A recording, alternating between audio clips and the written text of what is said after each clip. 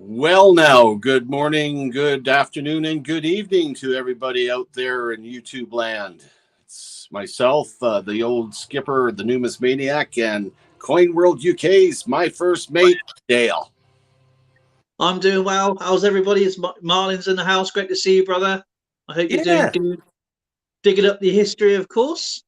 And tonight, Skipper, I'm going to be doing the packaging for the winners on my membership giveaway. So just going to be packaging away. Here, what's inside here is a mystery package for Word, mystery package. The draw's already been done. And it's a numismatic package.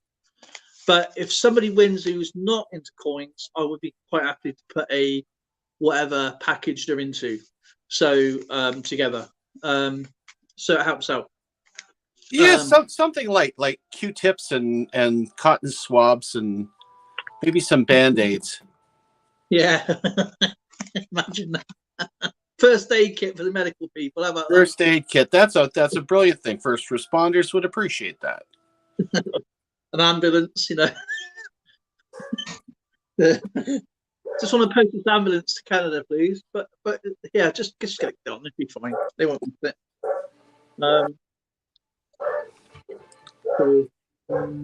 And of course, if you didn't know, I haven't still received the email from Mr. Marmello yet. And this is what he won a few weeks ago. This is before he changed to silver. Was these just to cut the banknotes? Oh. One's from Serbia, and the other one is from Peru. Peru. And I had Nick's mail call today. I don't know. That's going to be up and about. It should be up already. Actually, I've forgotten what time it is. Well, that's good. Well, I'm going to do something that's the beginning. I know it's very early yet, but I went out to Canadian Tire today. And of course, anytime I go to Canadian Tire, Mrs. C's got to go with me, and she ends up getting stuff. Well, this time I beat her to the punch. So I'm going to put up my first thing that's going to go in my backdrop here, and that's going to be just the beginning. So let's see what I picked up. Okie dokie.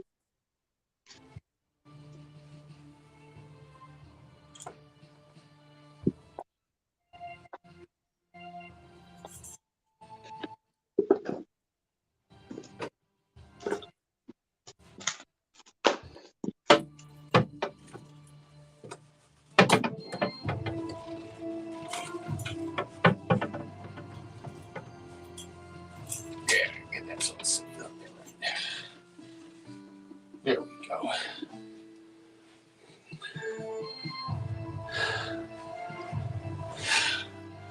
I got my first item up on the wall. You're going, what is it? What is that thing? It's the name of all my reindeer. Well, that's pretty cool. Prancer, Dancer. I can see comic. Prancer. Yeah, you can't really see it behind the tree because comic. So you got Dasher, Dancer, Prancer. Okay, there's the others. Comet, Cupid.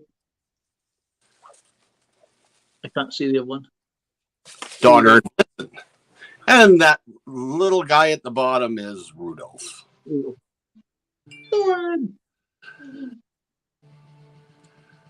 That's pretty neat, Skipper. So that's the beginning of my Christmas wall. It's going to get better. Oh, I've seen your Christmas walls, and you outdo yourself every year there, Skipper. I try. This coin is really, really shiny. Come here, sweetheart. You got a coin? Ooh, I like coins. Well, this is for what Mr. Marmello one, and it's really, really shiny. It's this one. Whoa, that's nice. Good night, sweetheart. Remember, you cannot play lacrosse in a squash court. Good night, Lauren. Good Night. There you go, 2 skippers. Oh, that's interesting how you do that. Hello, Queenie. It's a $5 1 ounce silver. I'm just trying to get a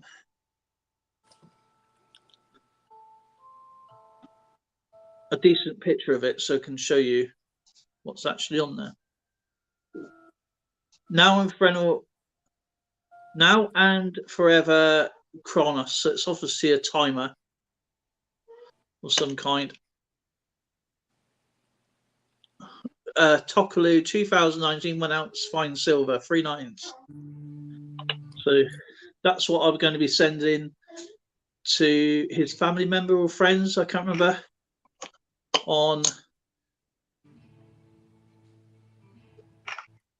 Have you done any research on Tuvalu? No. Those coins are going to get really valuable once that island nation disappears. It's sinking into the sea. Is it? Yeah. Tokalu. Yeah. Oh, is that Tokalu? No, that's the Tuvalu. Oh. That's the reverse. Tokalu. I've never heard of Tokalu. Windows for a second. Tokalu 2019. New Zealand dollars. So it must be like a little city mint. I don't know. Look. Isn't that weird? Actually, he's from New Zealand. Mm-hmm. And it's going back to New Zealand. That coin's traveled more than you have. Yeah. Mind you, it's only right twice a day.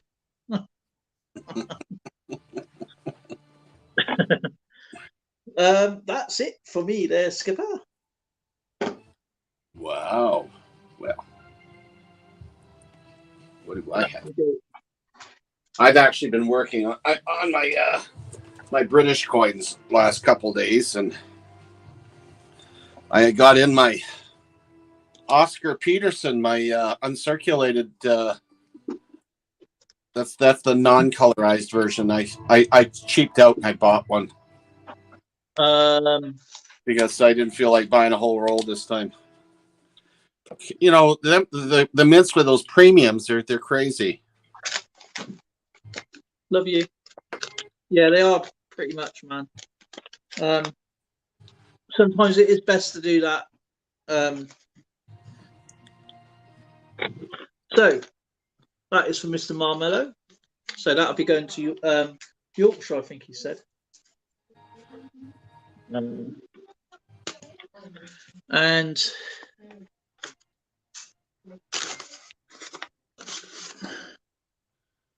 Storylock has got quite a bit in here.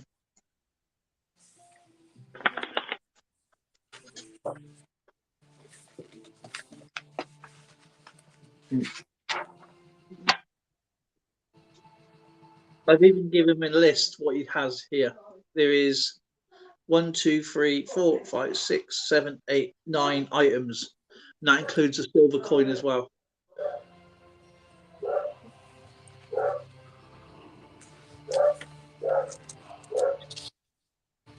Where's everyone? That was very quiet tonight. Are we missing something? Is there a function on somewhere? It's probably Tupac's channel there, the Coin Around. They play a lot of games during this time frame. They should be here. Well, since it's so quiet, I think if you don't mind, I will do a little blurb on some Canadian history again. Yeah. And I'm really keen on the early 17th century. So I'm going to cover a little bit on that. And after that, we can carry on. And anybody that wants to come up, they're more than welcome to come up and talk to us and share whatever they have in their collections. And myself, I'm going to stick one more loony into my not loony bin. I'll put it into my album and get it caught up a little bit here. So, okay, let's take a look at what I have here. All right. Well, for all ye that want to learn a little bit about Canada, and Canada not being as peaceful a place as people tend to think it is, we have a long history where we had struggled to become a nation. And one of the things that I'd like to touch on today is the Battle of Lake Champlain.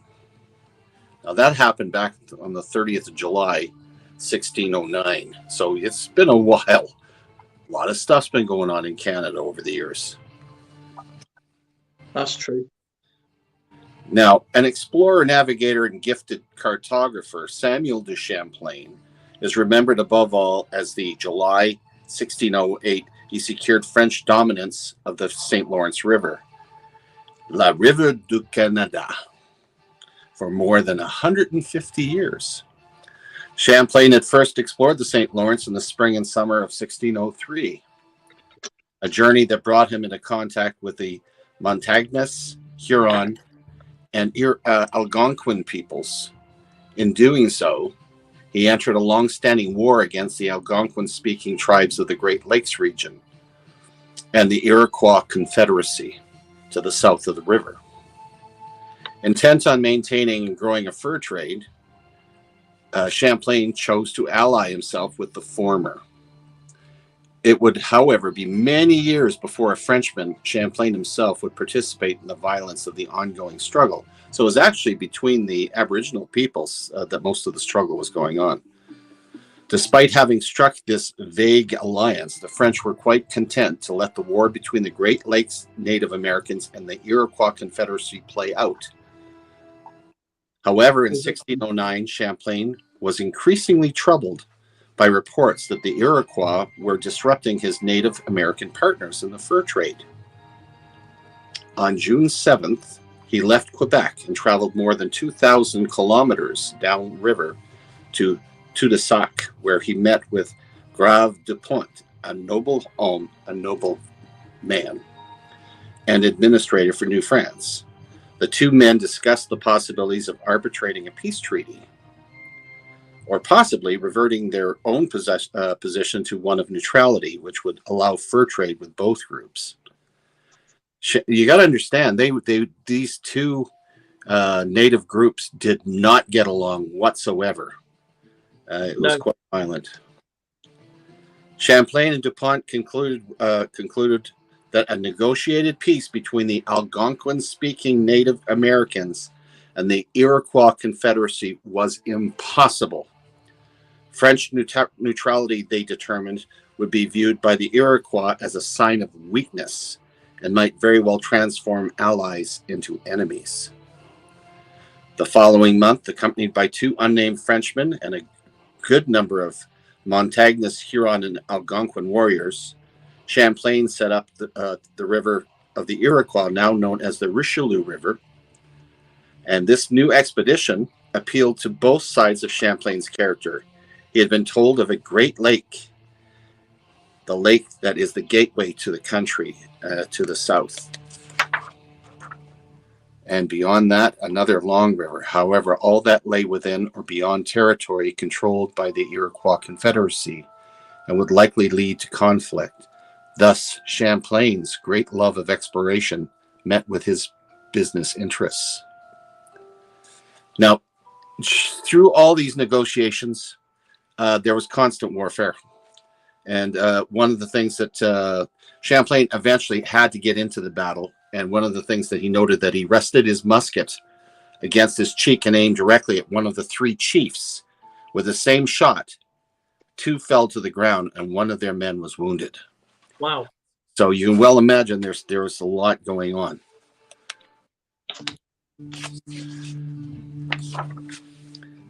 About the battle itself, the only thing that can be said with certainty is that it did not take place at Crown Point.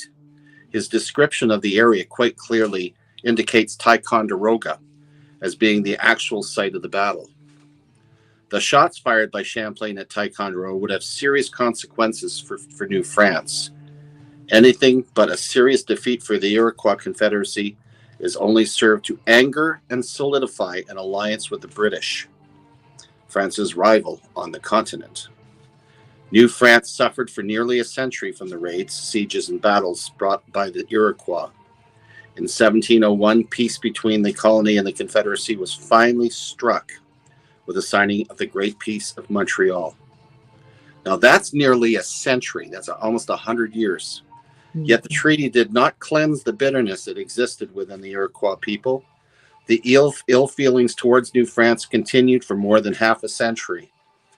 During the 7 Years' War, the Iroquois fought on the side of the British, and in doing so finally brought an end to France's great Northern American colonies. So it would have been a tough life living back in New France and North America at that time. And of course, again, you're dealing with a lot of hostiles. Britain and France were not getting along very well, and they were utilizing the Aboriginal peoples to do a lot of their dirty work. So, Exactly. yeah. And you can also tell, because there is such a confrontation between everybody, the sources of finances was very difficult to establish. I mean, we were talked about that earlier. We're talking about Spanish coins. We're talking about British, French, the use of wampum, the use of furs, anything for bartering. It was a hodgepodge. That's why when you go out and you do a little digging, when you're doing metal detecting, you find something up like that, especially when you start looking at the eastern United States, eastern provinces, Ontario, New Brunswick, Nova Scotia, Quebec, all those areas. There are a lot of treasures to be found there. It's just you have to look, and that's the exciting part about collecting. You can find these bits and pieces of history that tie back to that. So that's my little history blurb for today. And each day I'll try to bring a little bit more enlightenment on Canada and how it's moved out of some of those dark periods, and what things might be left over that we might be able to find today. And if you happen to have anything to share with us that you found, I'd love to see it. Do you know what, Skipper? I love your history. I mean, you got to understand as well, going with the British side of things, and with the native Canadians as well, so to speak. The British had so many wars going on at the same time, so they were stretched, and it amazes me that France didn't utilize that earlier. I mean, this is going way before, what was it, 1776? 100 years prior this happened, before actually settling in America.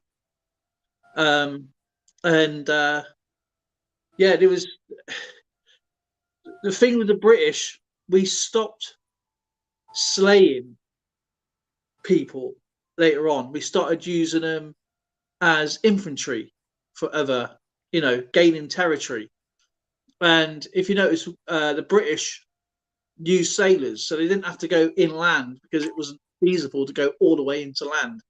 A lot of the settlements that the British Empire used to own was all on the coast because it was too illogical to go all the way in. But with the wars, what you're going through then, if you went detecting or even walking through with a metal detector or a magnet fishing and wade through those rivers, because it was hard to track people through the rivers, and they had very experienced trackers as well, as long as tribesmen, and I bet you'll find a million pieces that's still out there that is still unaccounted for.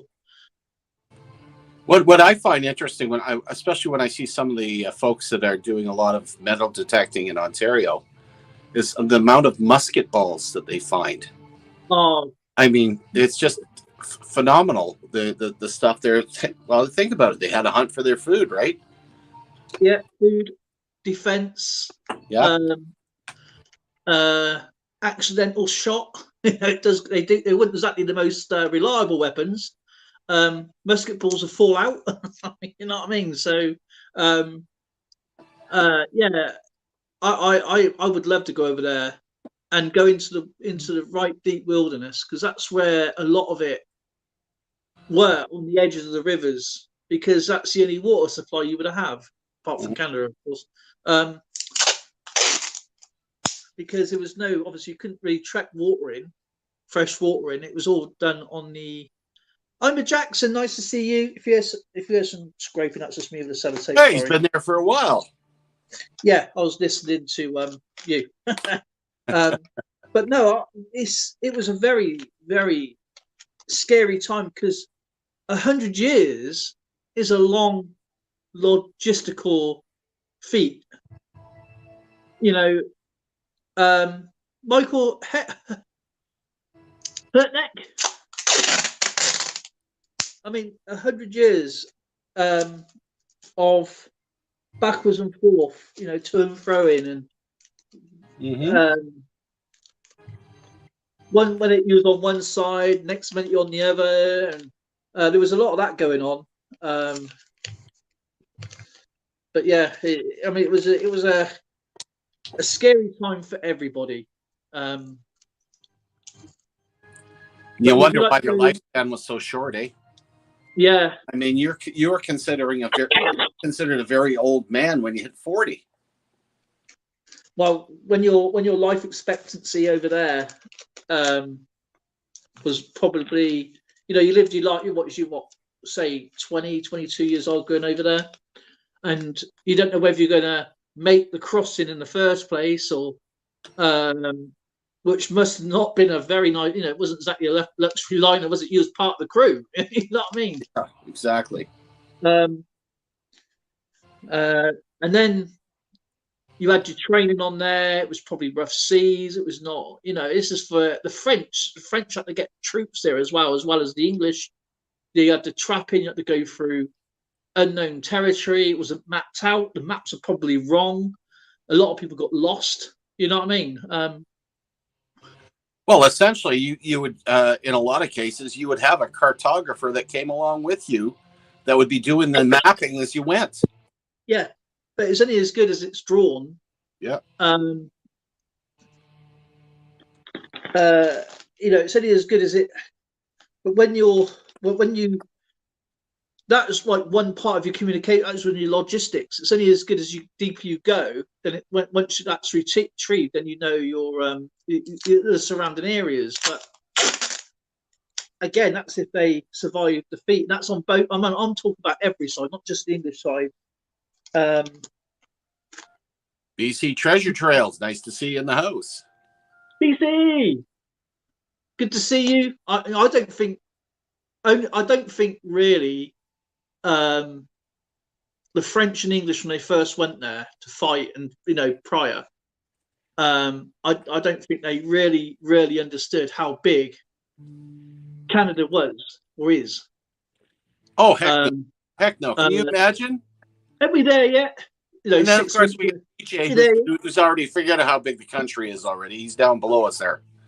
Yeah. There's a big personality. Hey guys. How's it going? You? How you been?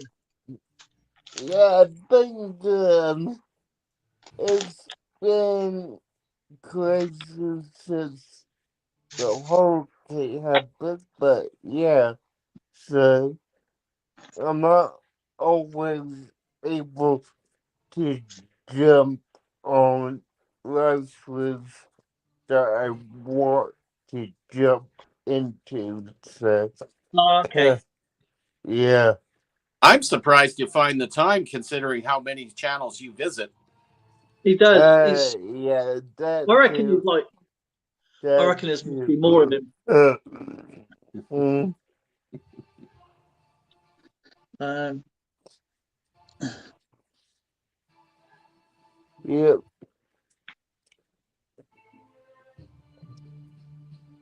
You missed So, did you catch our history segments or did you just pop in? I just popped it.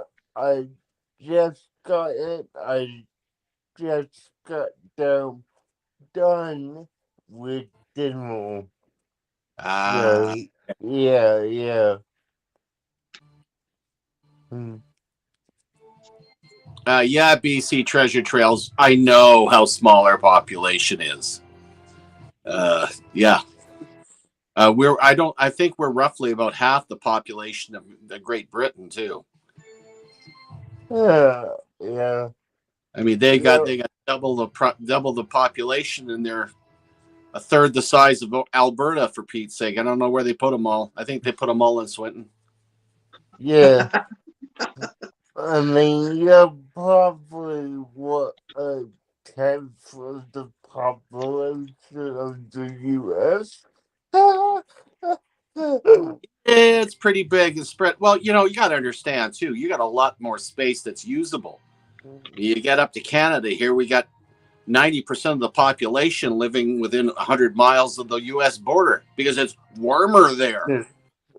Yeah, I know. this is how I do my packaging, because this is a prize. So I've done the thing. That's basically a customs form there. That's it. So when you pay to send your postage out, would that be referred to as female? Yeah, because it's going into a slot, right? Ooh, ooh, you're walking on thin ice there, buddy boy. Yeah,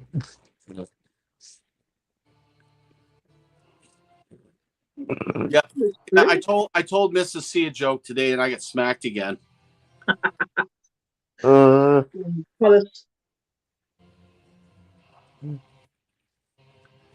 Species says, unfortunately, here in the north, it's going to be -5 tomorrow.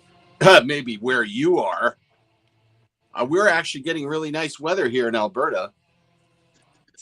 And that's one package done, and the end of it 2 to go. I haven't gotten any mail in ages. I think the last one I got was this character from CoinWorld UK. I would I should have left a note properly not to open that bag up. You didn't have to. I did it for you. I don't know, BC. I think it's going to be nice here right through to Halloween, but I'm fretting because in Alberta, in Edmonton especially, if it's nice weather at Halloween, you better have a lot of junk food in the house because, man, do they come out in hordes, especially if they don't have to put a parka on over top of their costume. Yeah.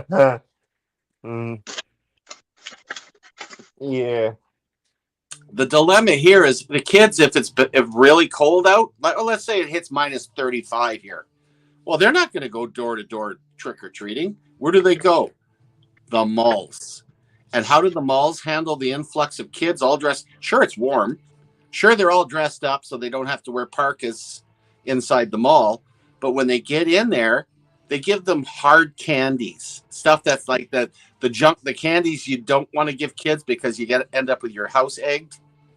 Well, that's what all. Yeah.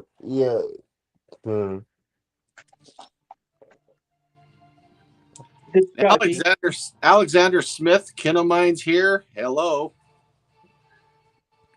I should see it Sunday. Let me check my weather report. Better not bloody well get cold weather Sunday. BC is being mean to me here. It's okay. BC they get rain. That's why they got flowers the size of the ones in Jurassic Park. Just crazy. So now,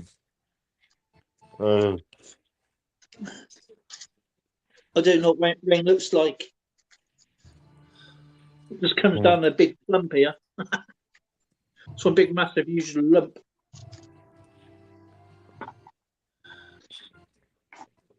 yeah, I will say the world is nice downhill right now. It was a few weeks ago. I'm going to convert this to Fahrenheit just so that I don't confuse most of my U.S. friends. Okay. Apparently, yeah, it's starting to bottom out. We're going below freezing starting Friday, but only 31 degrees, so it's only 1 degree below freezing. But then it's 48, and as I look through the week, the days are going to start off cool, 25, 28 degrees Fahrenheit, but by the end of the day, or the warmest part of the day, we're hitting 46 up to even 51 degrees Fahrenheit. For us Canadians, that's t-shirt weather. Yeah, I mean, I get the like is Hi, baby. correct my calculations, but that would be around -15 Celsius in the morning, or am I too high for that?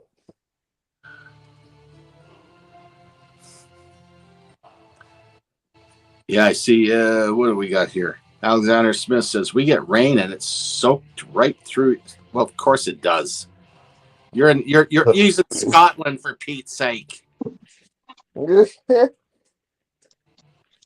EAC says, FYI, remember it snowing one year while trick-or-treating in the early 70s. Back to cleaning. Back to cleaning. Okay, you get there and clean away. Yeah. You know, it was 27 Fahrenheit this morning. But that's not bad. That's just below freezing. It's like, come on. It's not like it's -40 Fahrenheit.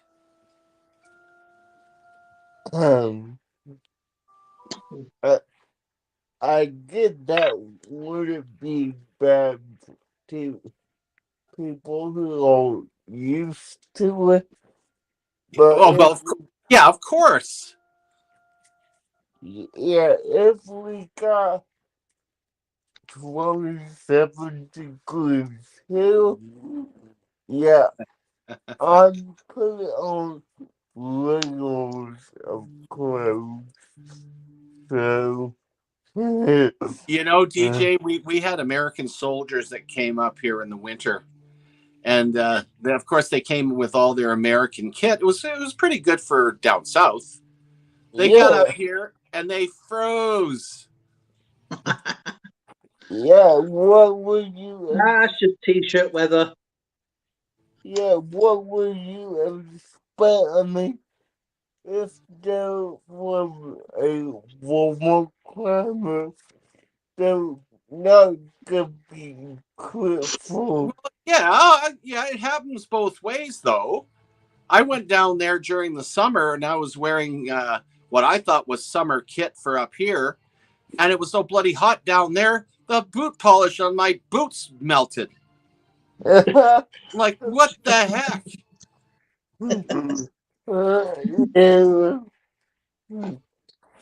Yeah, I was actually worried about getting back home there, BC. I was getting outside, and literally the decks and all the tables were covered with ice.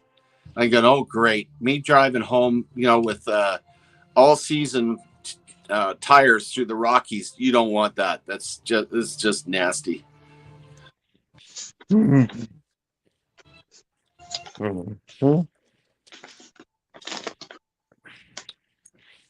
how are you doing there, Dale? You're getting things sorted through? Yeah, I'm doing well. Almost done.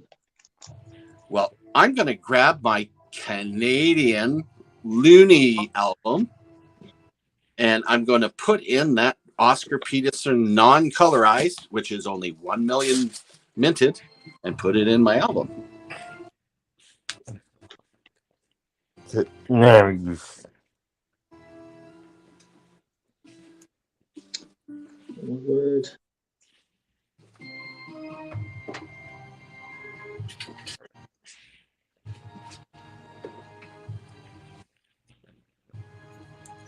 Yeah, see, that's kind of what we have down here.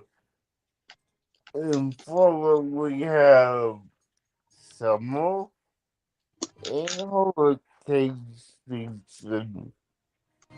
That that's the that's the only two seasons we have. Summer, which is mainly all year round, is between 80 and 70 degrees. Well, 90 and 70, my bad. And then we have hurricane season, which is between 100 and get out of town. You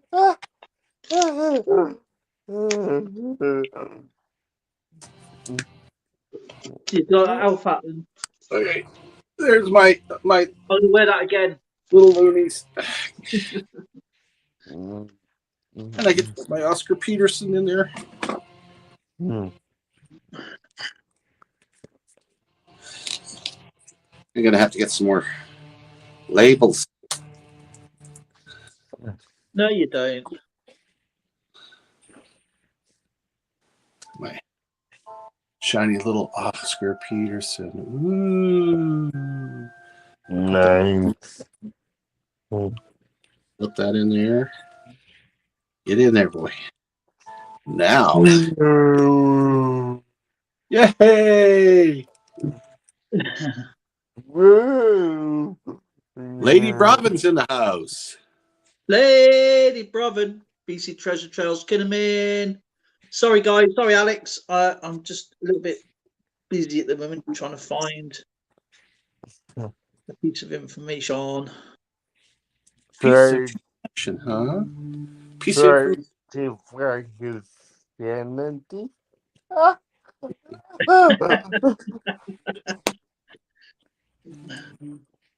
I found another one anyway, Skip. I'm going to wear a different one this year. Oh? Yeah, different biscuit head. A what? I'm going to have to get myself some a headphone or something.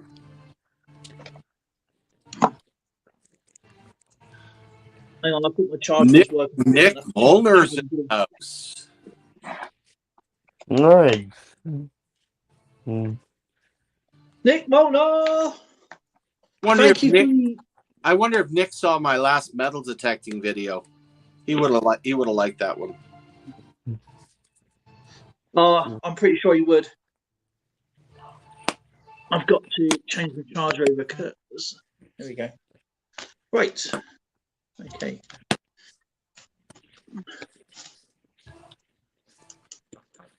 And Nick Molnar saying hi to DJ.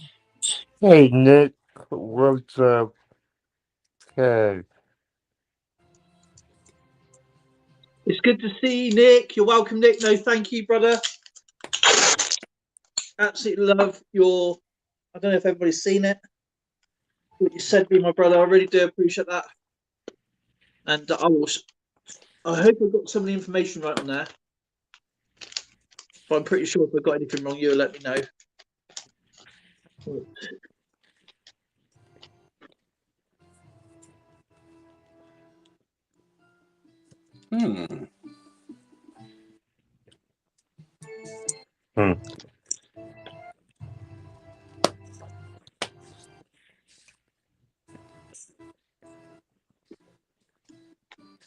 Yeah, I've been staring at all these comic books I have, and I don't know if I can handle it any longer.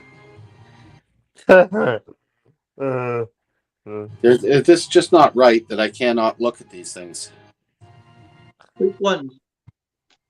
I get not just the ones you sent me.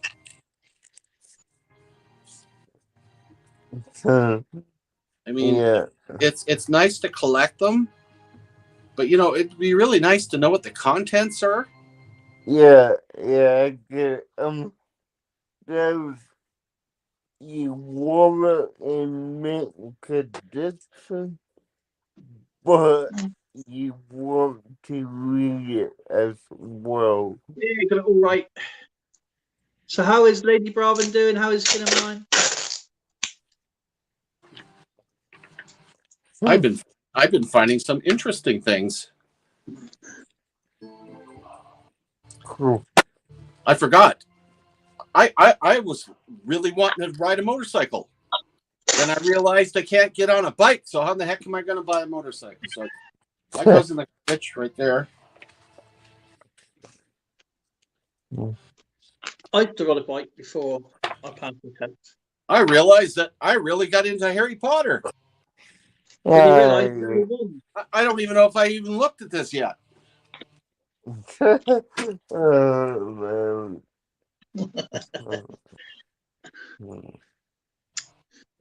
That I found the Next Generation.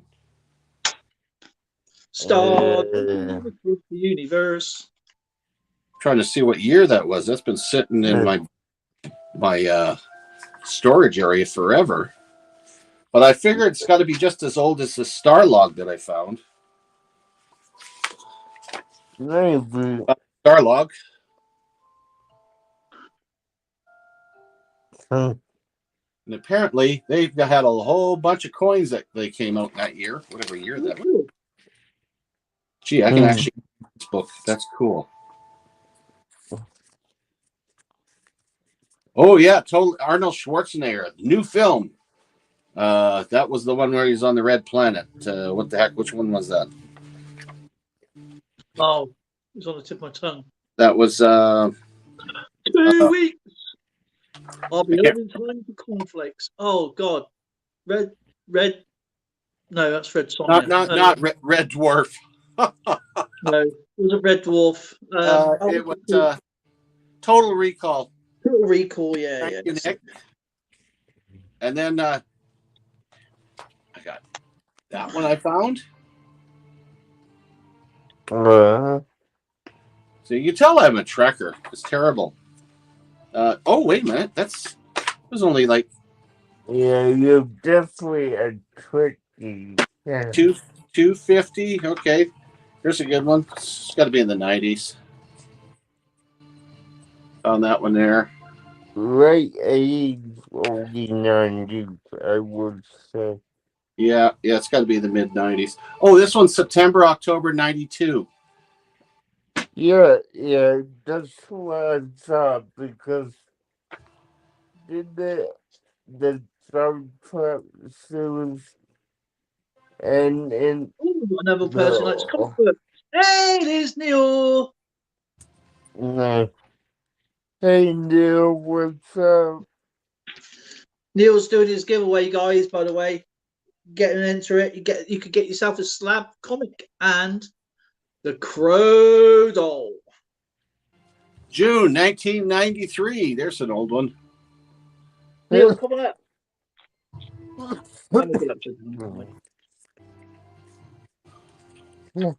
Nice. That's my meal for tomorrow. All Can I done, dusted. You It's did. lovely. I guess I am a pack rat. I never realized how big a pack rat I was. So you're Mr. Woodward. This one's not in the greatest shape, but you know what? Here we go. That's got to be. God, what year is that? It was only $1 US, so that's. Okay. I tried to find the dates on here, but I can't seem to find it. Oh, it's 1988. Yeah. Nice. 1988. And those are the ones I discovered that I can actually look at because they're not plasticized like the rest of them. Yeah, yeah. I didn't steal yours up, Skipper, by the way. I'm not putting my fingers on those. I watched Shadow when it was on radio, and try watching radio. You go blind. How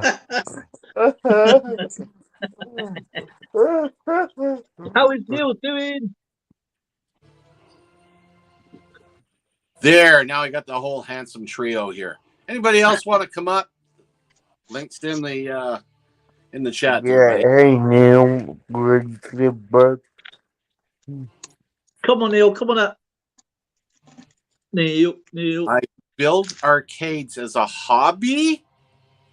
You build arcades as a hobby, as in you build the building with all the machines in it, or arcade games. Arcade games. Well, he makes arcade machines because you could build a machine with 10 games on it. So, oh man, I got to get my flu shot again.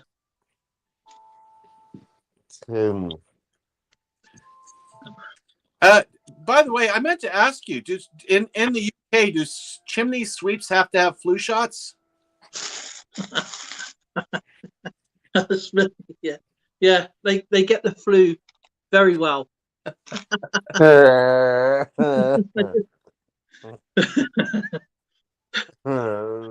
Yeah, they get COVID as well. Oh, you're butchering the joke. I'm sorry. No, don't be sorry. That's great. Danny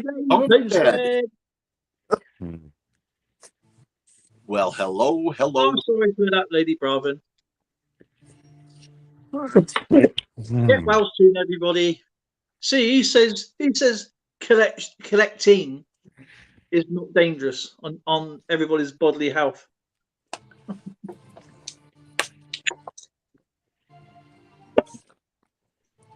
Right, that's all that done. Did they fit in there? No, they didn't fit in there. Damn it.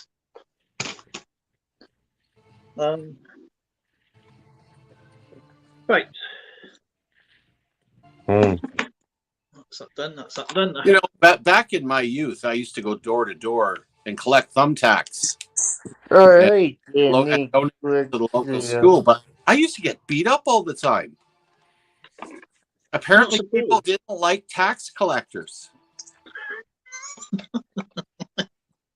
Of course not. Why would they?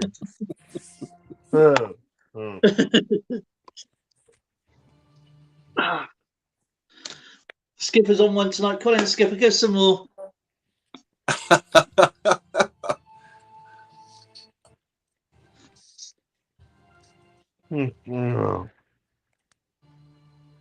No, I don't have the flu shot. I'm going to consume some dihydrogen oxide.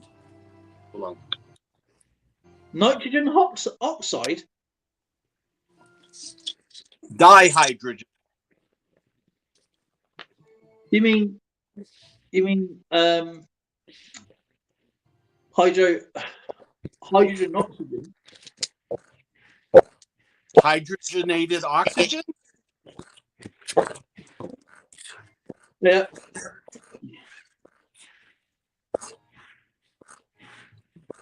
Danny says, "Oh dear." Well, when you get a whole bunch of people on panel and nobody's showing anything, you end up getting really bad jokes. Yep. As water. You're still waiting for Kinnaman's third video. Well, I love. We just call that acid. It's a nice drink. It's refreshing. What are you on? Acid? No, I'll tell you what. I used to work in a very dangerous chemical plant, and this is true. And I told you this before. Oh, just lost DJ. DJ be back. I thought something was happening. Well, when we used to have our gear on, I used to take packets of biscuits in, and one of them was Jaffa cakes. And of course, me and my mate, like munching, and we get our gloves on. We'd be like this, eating it like this, going like this. And of course, we got in trouble for it. But the guy who got us in trouble was called Alan Baxter. And he goes, "They're eating in the lab," but he was the one who ate most of them. And we used to call him Alan Backstab. Oh, jeez. Seriously, for about 3 years, we called him that.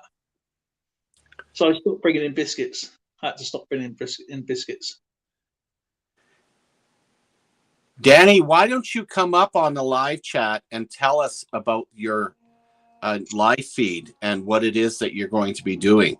I'm actually quite interested in what kind of therapy that you're going to be promoting. A Thursday therapy session. Interesting. 10 a.m. So 10 a.m. Yeah, that's early. We could actually visit. I take it Danny is in the US. Yes. So that can actually work in my favor then, really. Yes, exactly. Ronnie Adventures. Nice to see you, Neil. If you get a good. That's totally true, Neil. That is totally true. That's why I bash up a load of shorts. I mean, I must have about 1,000 shorts up. And I have long pants. I don't have very many shorts. Y fronts and What fronts? No boxers? no, I ain't got any boxes. They're all. That's what I mean. They're all on shorts, aren't they? They're all on YouTube. Numismatic King. Hello to all my fellow numismatic coin collectors out there. This is Numismatic King with another live chat update. He's doing chat in uppercase font, just like you would in a newspaper. Yeah. Flash, here, this is what's going on. This is the headline. Well, I was an addict. Music is my therapy, and I'll be singing covers. Plan to have others that who plays instruments in the week to come first. Show tomorrow. So we shall see it all goes, just like everything else in my life. Yeah, every live streams are a fickle thing because you sort of plan something and it just goes straight anyway, and then it just merges into what it is, you know. And I'm more comfortable doing a live stream than I am a video. It is nerve-wracking, but you'll get used to it. Now, I know a lot of people who do a lot of karaoke around the world, and I haven't been well. I need to catch up on my comments. And I speak to a lot of people who do karaoke, with Dimebag, he does karaoke, and many other things. And I go in there and I listen to them, talk to them, and I'm commenting. So and that's what I'm trying to do. Mm-hmm. Well, you know, my first name was Carrie. I used to try to sing. They called it Carrie Yucky. Right. That's why I don't do it very often. Oh, karaoke. Yeah, I'm glad I didn't have to explain that to you because, you know, the joke absolutely loses momentum when you have to explain it. It's good for you, Chris. Good on you, Danny. Good on you. Yeah, Danny, I'm really pleased for you. Well, 6 years in January. That's really, really cool. Torchy on the run.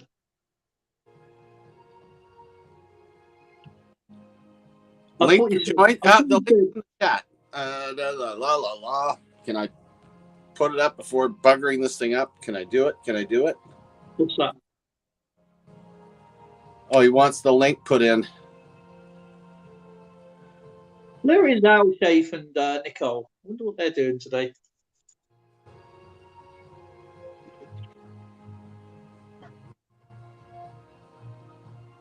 There it is.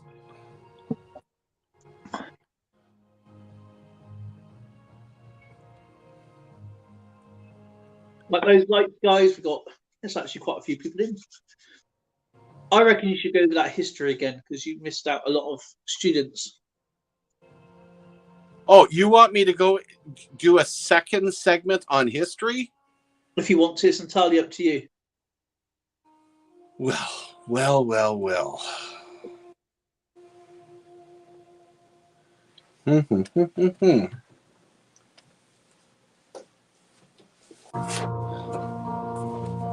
I would love to. I should bring out some of my coins too. Coins!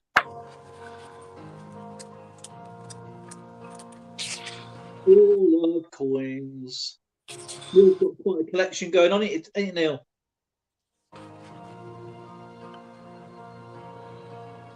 Please check out Nick's mail call I done for him, please. That'd be really cool.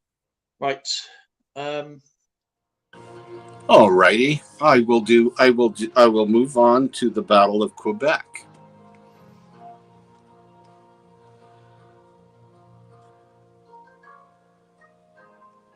Come on. Work for me. There we go. All right. Well, the first couple segments that I covered on was the years of New France and the Battle of Lake Champlain. Well, this one here is actually the Battle of Quebec, which took place between the 18th and 19th of October in 1690. Now, the only remaining fortified North American city in Canada and the United States during the first half of its 400 years, Quebec endured numerous threats. It had been attacked by the British, the French, and the Americans.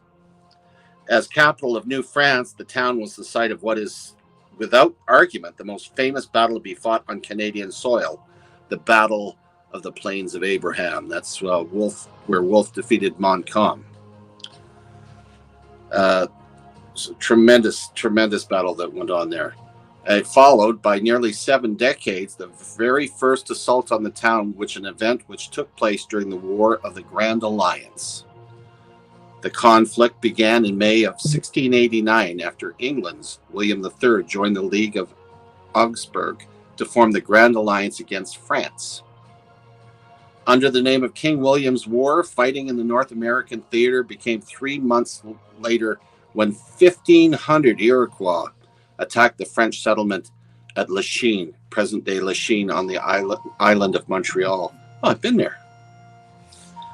New France retaliated with assaults on the Iroquois village of Onondaga and on English frontier settlements, most notably the Schenectady Massacre of 1690, in which 12 children, 10 women, and 38 men were killed.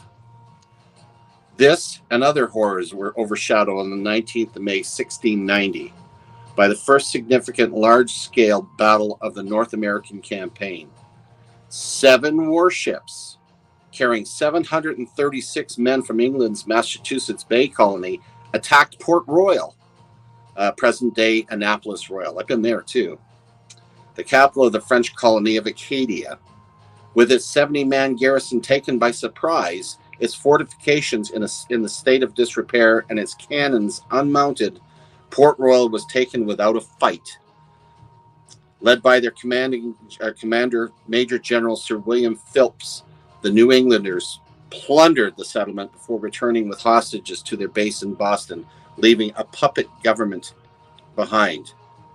Now, after the Battle of Acadia's capital, they basically forced the Acadians out, and a lot of the Acadians ended up going down towards New Orleans. Hence why the Cajun influence is so prominent down in that part of the country.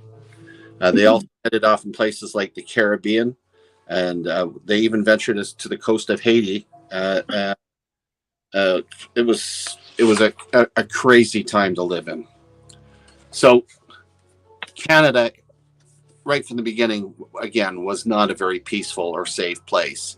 But the changing alliances and the changing governments that took hold of the country at that time kept displacing people all over the place. Not to mention what was going on with the Aboriginals, because they were pitted against one another, but also they were dealing with all the diseases that the settlers were bringing over, and it was literally wiping out the native population. Anyway, that's where I'm going to leave that for today, because I don't want Dale to go into a spasm, because I know he loves his history here. But it's an amazing period in Canadian history, and again, there's a lot of that treasure that's out there. If you're into metal detecting or magnet fishing or anything like that, or even just rummaging around old antique stores, you can find treasures that date back to that period. And it's kind of nice to put them into your collection.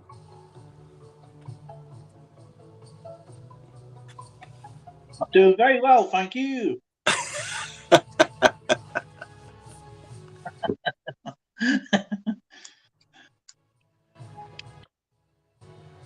Oh, we got someone out there. Oh, someone wanting to get up. Numismanic King. There we go. We'll get him up there. I'm here. He's here. How you guys doing? Doing well. How are you? The king is in the house. Long live the king. That's right. It's not long live the queen anymore. It's long live the king. Yeah, I'm still having trouble to adjusting to saying God save the queen or king. See what I mean? It's just yeah. So about the queen, what do you think's going to happen with all the coinage? Oh, we already know what's going to happen. What? They're going to ship them back? No.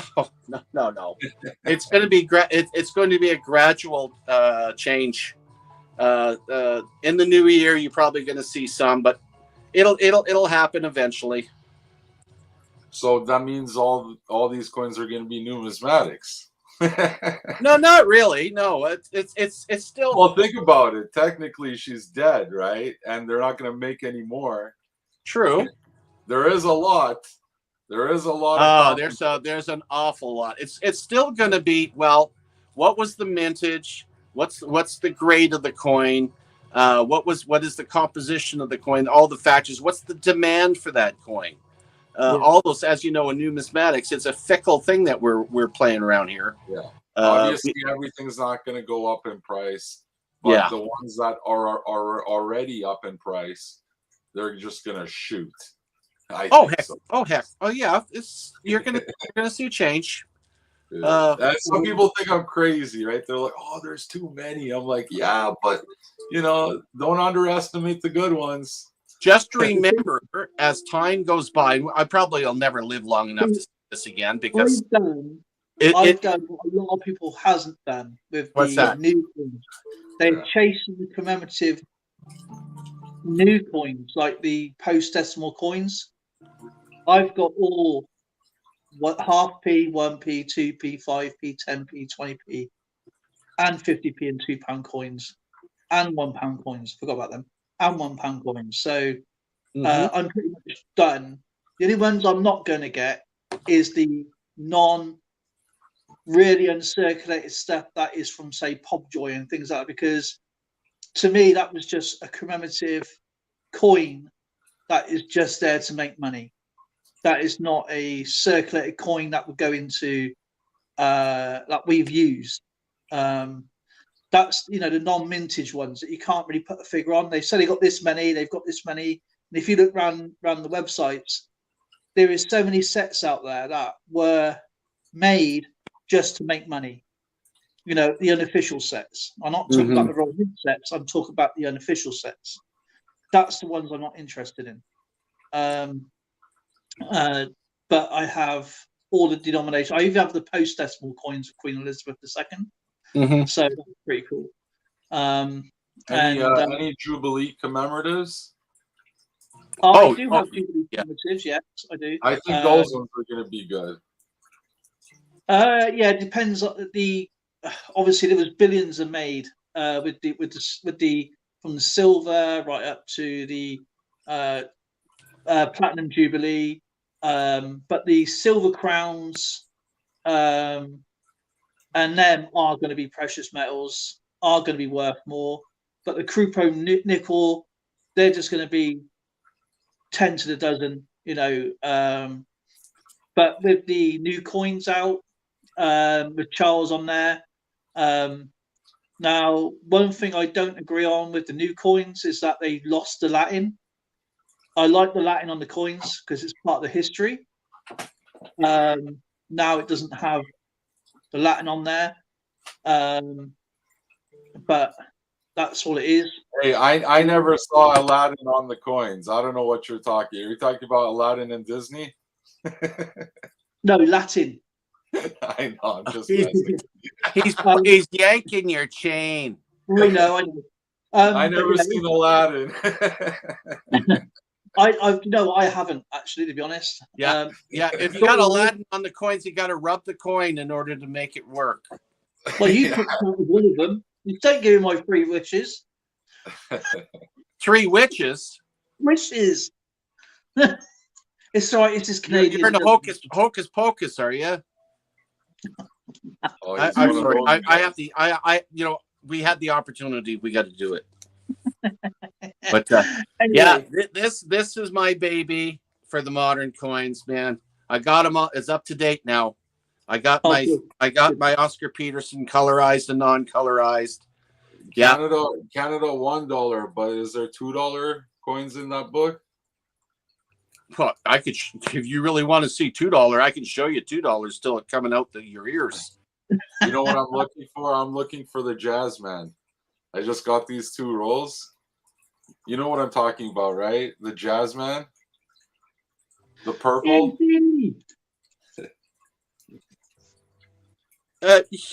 What you're talking? Well, the $1, you're talking Oscar Peterson. Yeah, the Jazz. Yeah, that's right there. Where you found colorized and non-colorized. Wow, I'm jealous. You already found it. Of course I did. When did you find that? I just got it the other day. Yeah, it's new. I don't want to be like a jackass and go buy it. You know what I mean? Oh well, that's what I was just telling. That's what I was telling Dave. Now I bought them all the time. But when I was just telling Dale earlier, I said, you know, the mint, the premiums on those rolls are absolutely ridiculous. Yeah, you could strip that if you tried. Oh, am I gonna find it, or did you find all of them already? Best place to find them: casinos. Oh yeah. Yeah, that's where I went into the River Creek Casino. I says, "Do you have any Canadian loonies?" And I said, "Yeah, we just got a whole pile of them in." I bought 2 rolls of the ones for the UN. Yeah. At face value. Wow. So I picked up what I wanted and I sold the rest. Yeah, but how many did you get? How many 2 rolls? full rolls. Oh, I see. Yeah, I used to go with the new rolls, right? I always used to think the new rolls were the best, right? Because, you know, you're looking for the new coins, whatever. But don't underestimate the old rolls. A lot gets missed in there. Oh yeah, yeah. So, actually, if I get rolls from the bank, I always look for customer wrapped ones. Is it worth keeping those Aboriginal toonies? You know which one I'm talking about? I get the yeah. You know, if you want one of everything, I mean, yeah, definitely. I have mine. Well, I definitely don't have one. I have like so many of those. But every time I find one, it breaks my heart to buy a chocolate bar with it. You know what I mean? I just throw it in the pile. I don't know why I keep so many of these, but it's my okay. We're paying money to get more money, to look for money, to find more money, to trade it for more money, so to get more money. It's a poor man's hobby. It's crazy. Okay? It's nuts. when I pick up any coins, especially the Bill Reed ones, which are wonderful, I keep what I want, the best quality ones I can get, and the rest of them I either put them in grab bags for trading or I sell them. I mean, that's how I support my hobby. And how much do you get for $2? $4?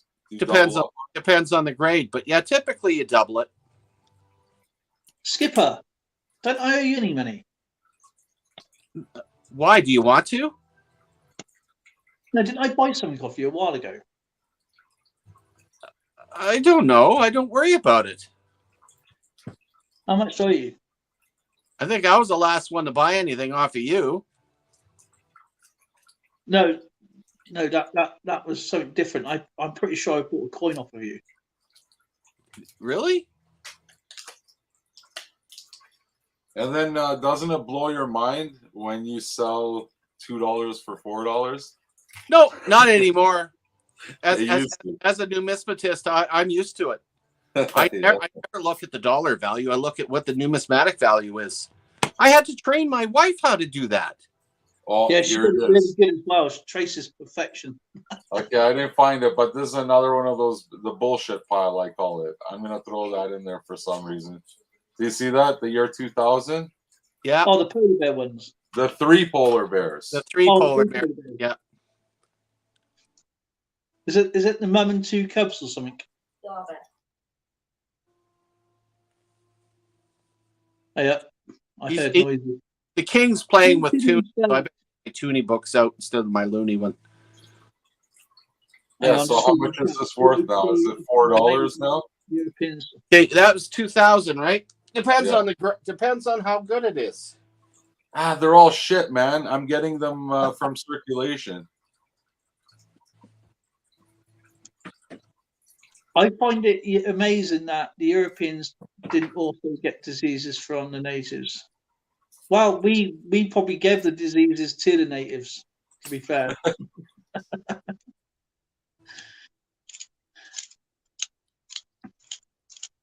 There it is, the native one. Oh, that's the trouble with stream. Yeah, don't. I just found the native one, Skipper. Yeah. But it's not fun anymore collecting these. I got too many of these ones. I want the Jazzman. Trade me the Jazzman. I'll give you the native one for the Jazzman. Yeah, right. You'll never do that. Picky I don't Nicky's know why I want that one so bad. okay. New guy is The 1999 Nunavut, which is the one you were showing me there, is actually a fairly high mintage. We're talking about 25 million of those were made. That's why I find so many. Yeah, so they're not. The 98 one is the one that you'd like to get a hold of, because the 98 one, the mintage was only just over 5 million. I got a keeper right here, 1867 to 2017. Skipper. Oh, yep. You know which one that is.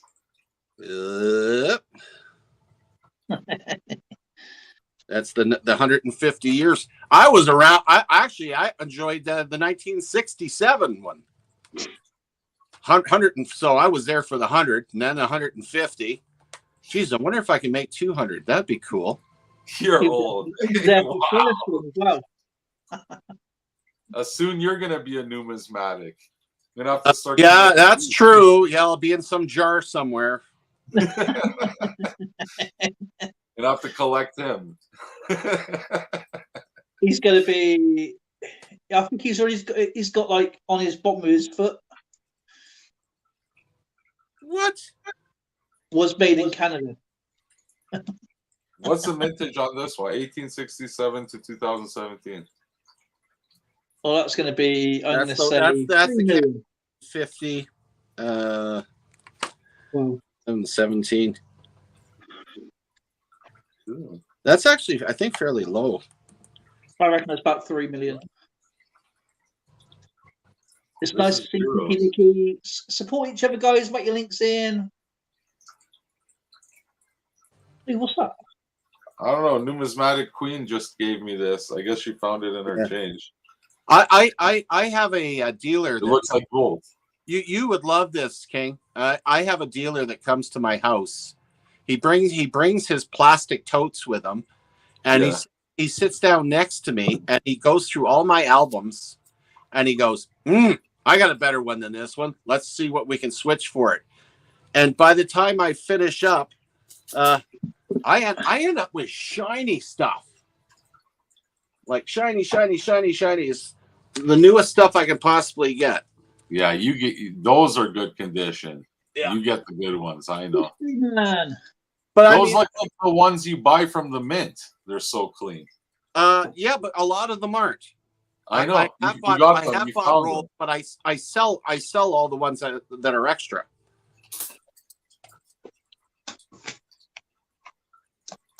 Do you have any kids?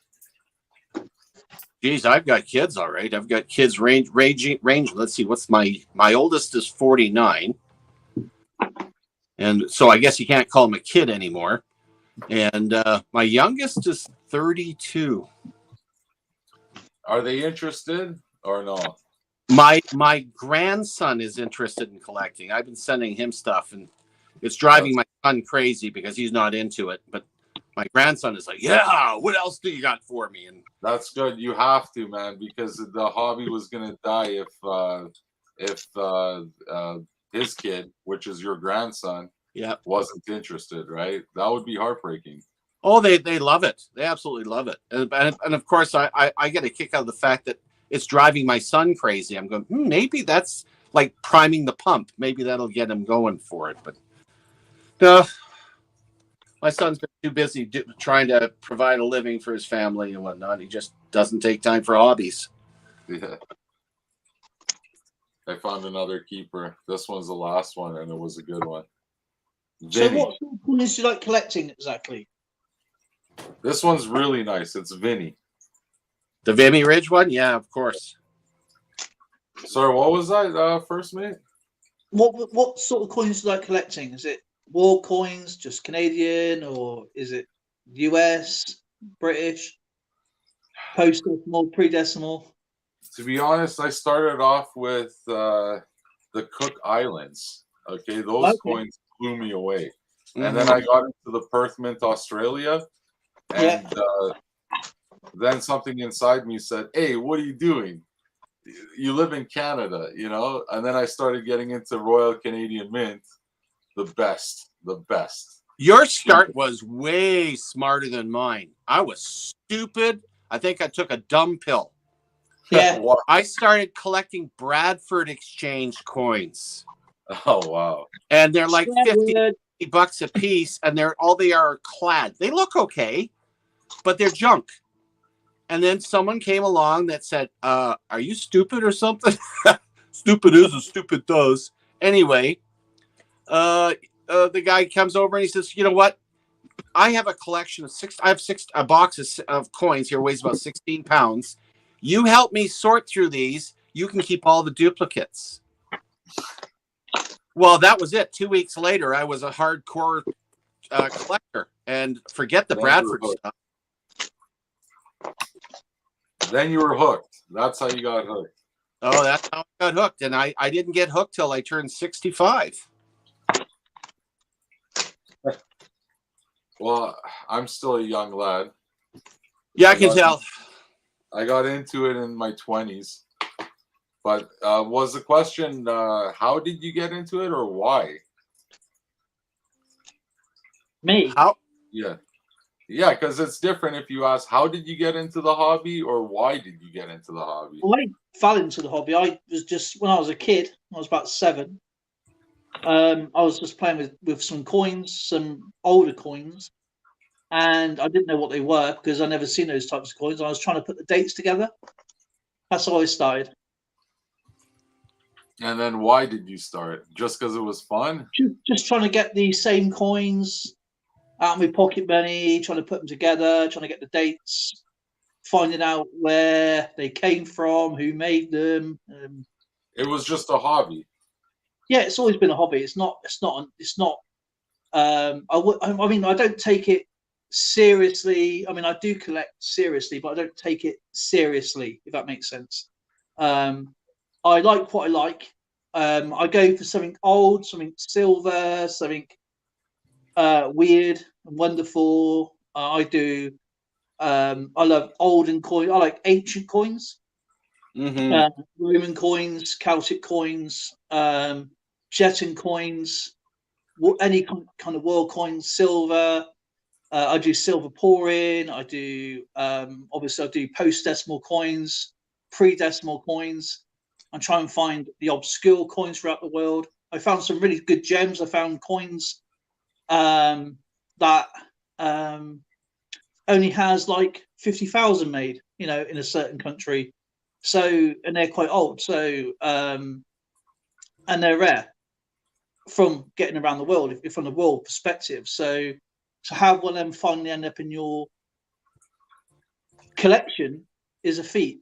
So, and every old coin, even though I do like proof coins and proof sets, they don't really tell a story like a circulated old coin does. You're giving me itchy feet. I'm going to have to grab a couple of my gems here, including what you made. I love it when Skipper gets itchy feet. He always takes out some gems, man. I love this the is what I made Skipper for his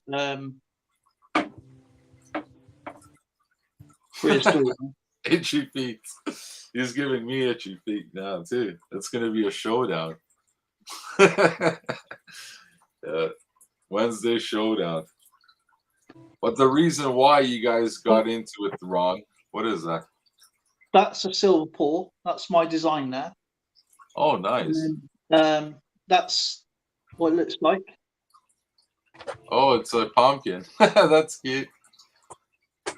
That's a pump. That was a pumpkin, right? Yep. And nice thick one right there. That's cute. And that's the engraving at the back for his granddaughter. And that's my hallmark.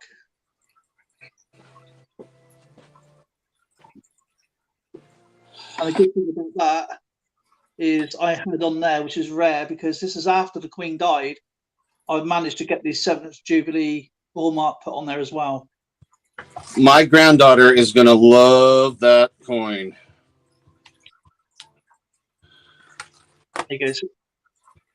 That's actually a better perspective, actually, is what the that's going to you, Skipper. That's going to my granddaughter. Wow.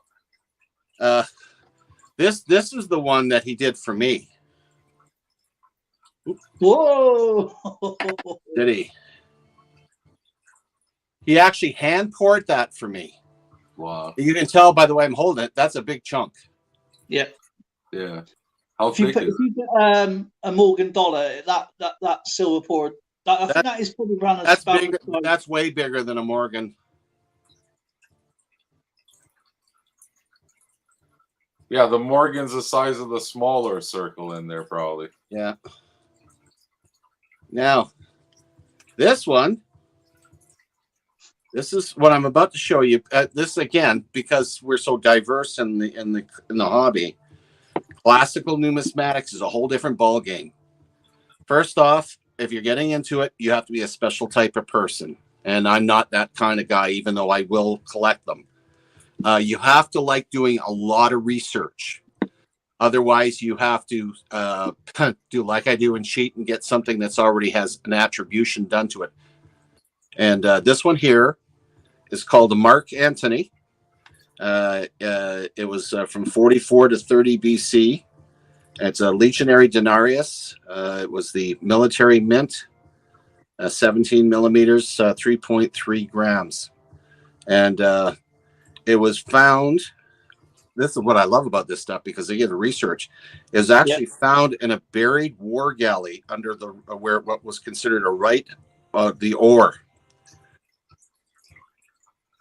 And it's the real thing. So if you like Antony and Cleopatra, some legionary soldier actually had that in a little pouch. It's already probably authenticated. Yes, it has. That's why I have the attribution with it. It was done by Ancient Artifacts and Treasures, and it's got all the information. Now you're giving me itchy feet. Okay. Look at this little treasure chest. What? Okay, I found this in a bin from an old guy, 80-year-old guy. I have no information on this, Skipper. I have no idea what this is. I think this is a Constantine coin, but I could be wrong. But look at that. It's in this plastic thing. Oh yeah, I'm gonna make you large there so I can take a little bit better. Here we go. I got to take it out of this plastic thing. I don't know if you could see it in here. You see it? StreamYards is terrible for trying to focus. Oh, let me take it out. It's worth it. Now that I got your attention, yeah, I took it out. Nikki's going, what a nice little treasure chest. Actually, that's got some good detail. Do you know what that could be? That could be. Is it? Has he got a spear? Yeah, that's the head. If there's a fair amount of detail, there's an online website called Wild Winds, and you can actually do a little bit of research where you can take a look at your picture and or your coin and try to compare it. I was shocked when I pulled this little treasure chest out of that bin full of junk. Oh, that's cool. Yeah, it was in here in that little plastic thing. And yeah, most of them EAC are hammered coins. Does this look like a Constantine coin to you? I'm trying to look at the reverse. The reverse is the key.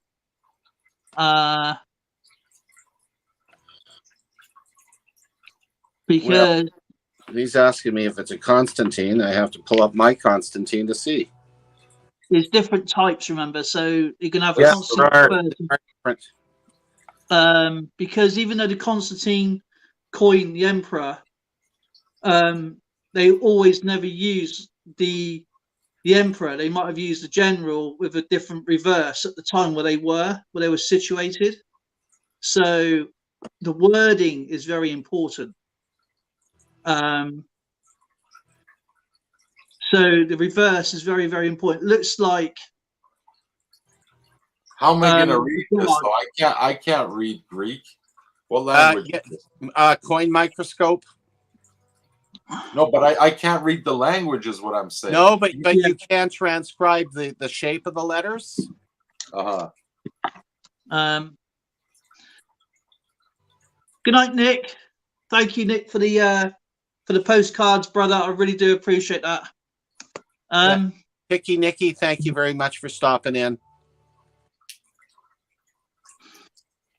Do you know what? I think that's probably so. Is he holding a spear? Yeah, but he's looking the other way. It could be Constantine II. Depends. He's holding a sphere with his knee up. Yeah, that's different than mine. Because and half of the coin looks chewed up. Yeah, that's the thing. That's probably the most. That part where the data is probably the most important. It's very difficult to see that on StreamYard. That's the problem. Yeah, you know what? I'm gonna make a video about it. It's better to get it on video. Mm-hmm. History Man, your collecting is a little bit different. I love what you do, but if you guys don't know History Man, he collects ancient old records. Yeah, and he's got quite a collection. Yeah, from the Byzantines. Oh God, I hate eBay. What's it called? And in this little treasure box also came another coin. You know what this is for sure.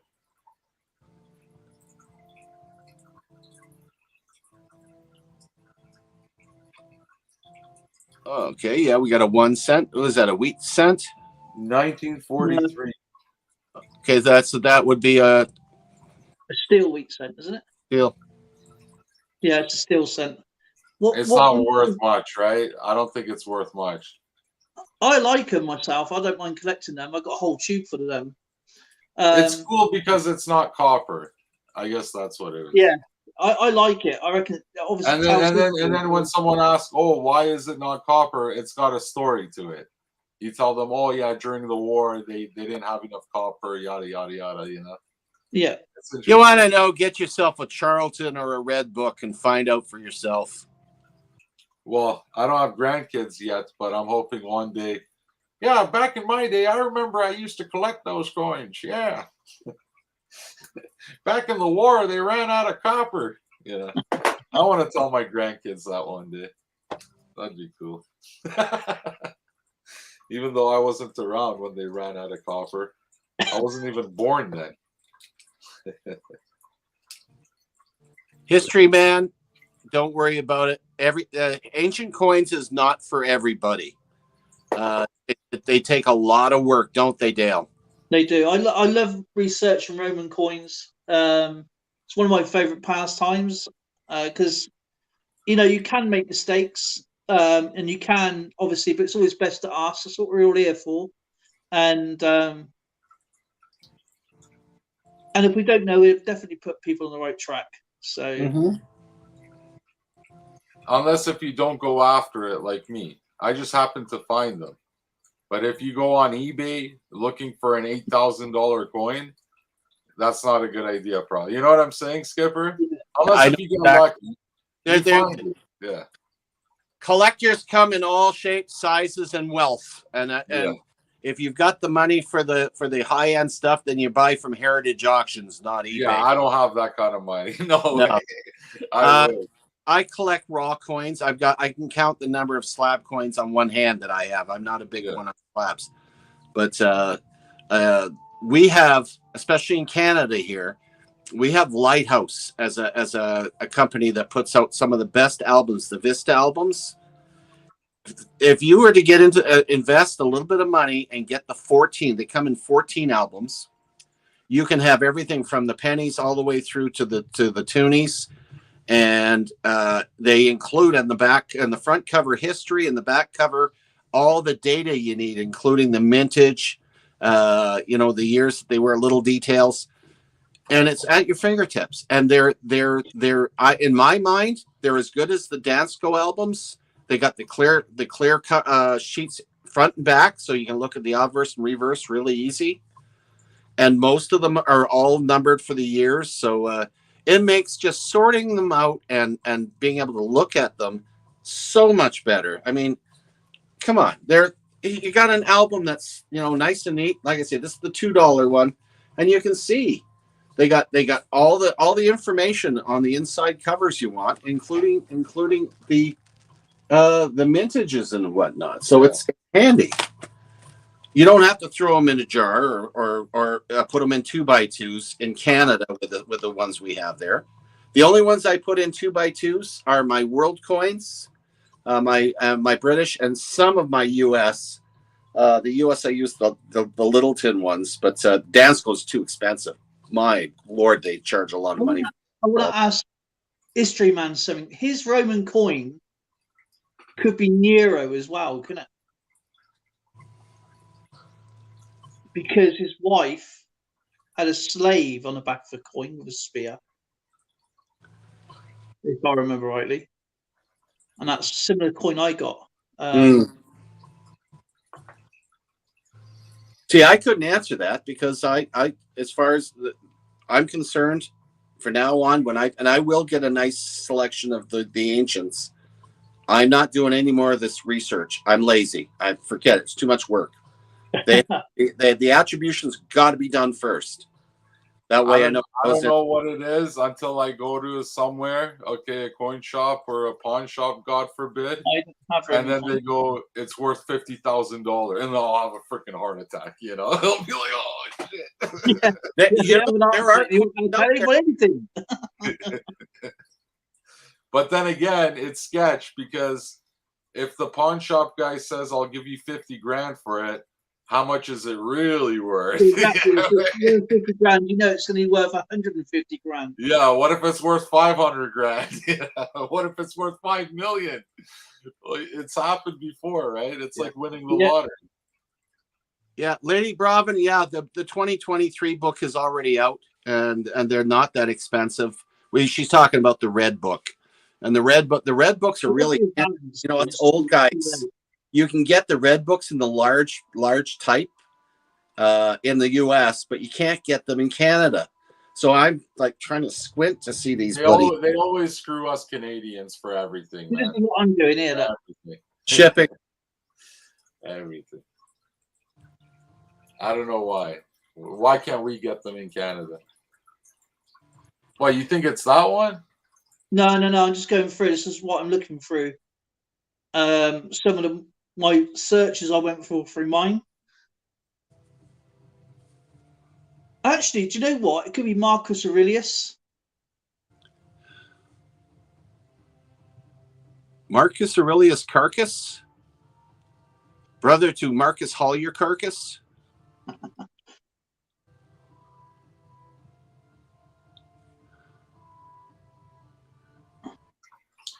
Okay, so without me getting ripped off, Skipper, I think you're my best bet.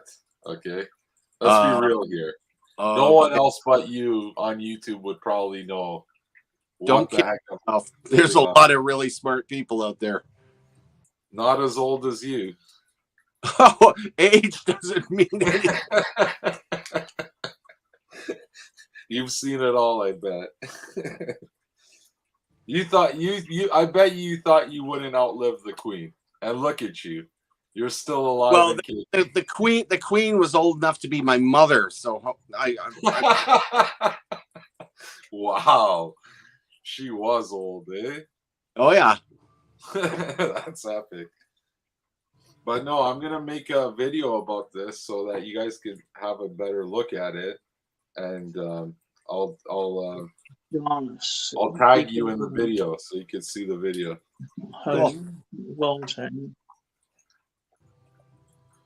But yeah, I didn't go looking for this coin. Okay, this coin found me.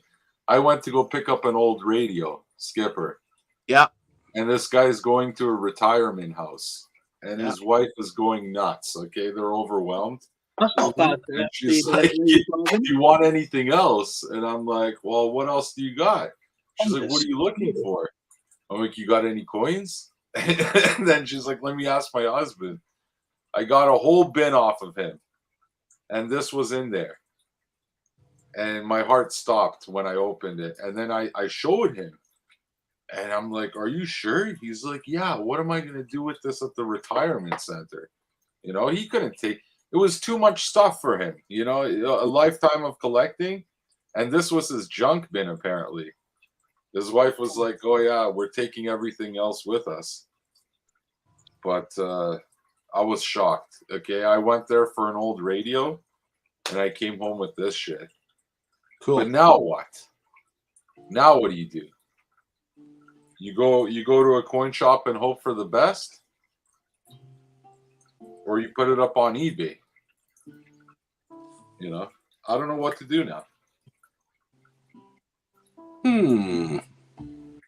Decisions, you know.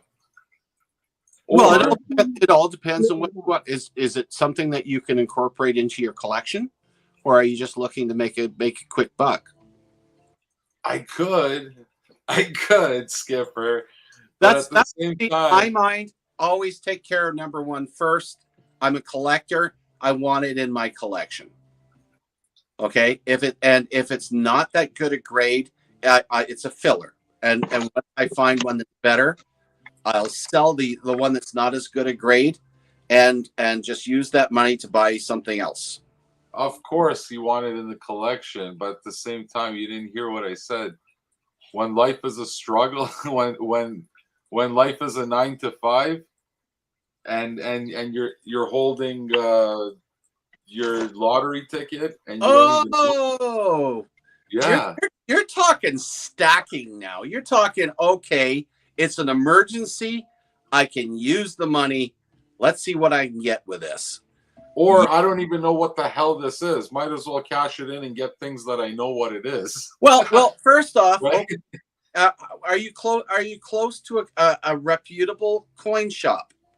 Yes, but at the same time, Skipper, they're all coin shops, you know? There's Oh! nothing wrong with that, but make sure it's.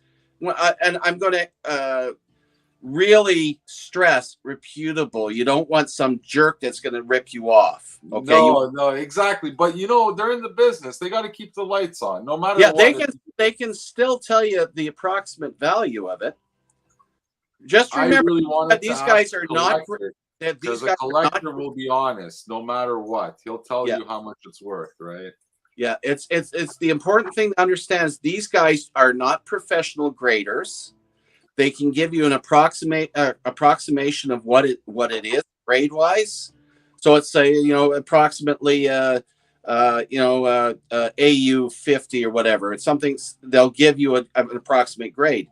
If it is a valuable coin, and you have to do the research yourself, you have to look it up, whether it be in the Charlton or even using coinsincanada.com is a great spot to get a bit of an idea. I think they actually put out too much, make them too valuable, but you go into these spots, get an approximate grade value on them. You can even use the eBay sold listings and find out what they're worth. Sold, and I'm going to stress that. As long as I know what it is, I got to make the video first, tag you in it or someone, find out what it is, and then go from there. Yeah, and once you I feel stupid right now, walking in not knowing what you're selling. You know. Don't worry. As long as you understand that there's people at all levels in the hobby, and and we try to help one another. Dale knows a crap load more than I do, even though he won't admit it most of the time. Someone is looking for this coin. Someone is losing sleep, and they need this in their collection, I bet. And I don't even know what I have. Can I just show you what I just found? Okay, let's put them up here. Does it look like that, more or less? Yes. What is that? That is, well, it should be Alexander Servius and A.R. Daenerys. This is no way. Is that Alexander the Great? No. Okay, never mind. I don't want it then. That should be the reverse of it, like that. Wow, that one's in nice shape. Yeah, this one's quite. Wait, let me see the head again. Has he got a reef head? If you can, I mean, I don't know what the picture is going to be like on your end, but no, my head, he's facing the other way. Oh, he's facing left. Yeah. All right. So okay. it's probably his dad or his cousin or something, because that's what they usually do, right? No. Because you can't get them. Because for King George, they positioned his head the same as his. That's a completely different type of collecting. That is. Okay. So I'm making sense out of everything now. I'm connecting the dots. Don't forget the Roman Empire was so big, they had to have 5 emperors in different regions. Oh, and that was its downfall to the demise of the Roman Empire over the centuries, because they started having civil wars with each other. So it looks exactly like that, but the head is facing the other way, and the guy with his knee up, he's in a little square. There's like a square background behind him. Okay. I know you're weird enough to know exactly what I mean when I say there's a square. Yeah, it's going to be like. You know your shit. I know you know your shit. What do they call those seats they used to sit on to govern? I can't remember what they're called now. Mine's definitely not in good condition. That's for sure. But it's there, man. This is not going to be this. Oh shoot! Just lost it. No, Lady Bravin, the Coinoscope won't work on ancients.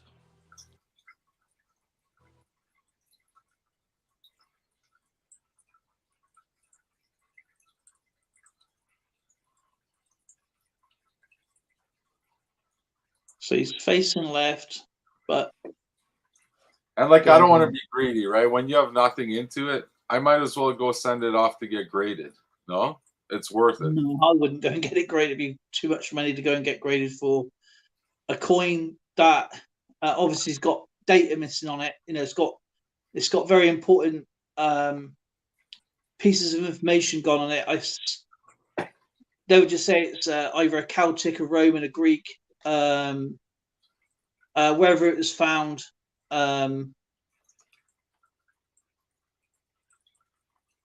Old guy's basement.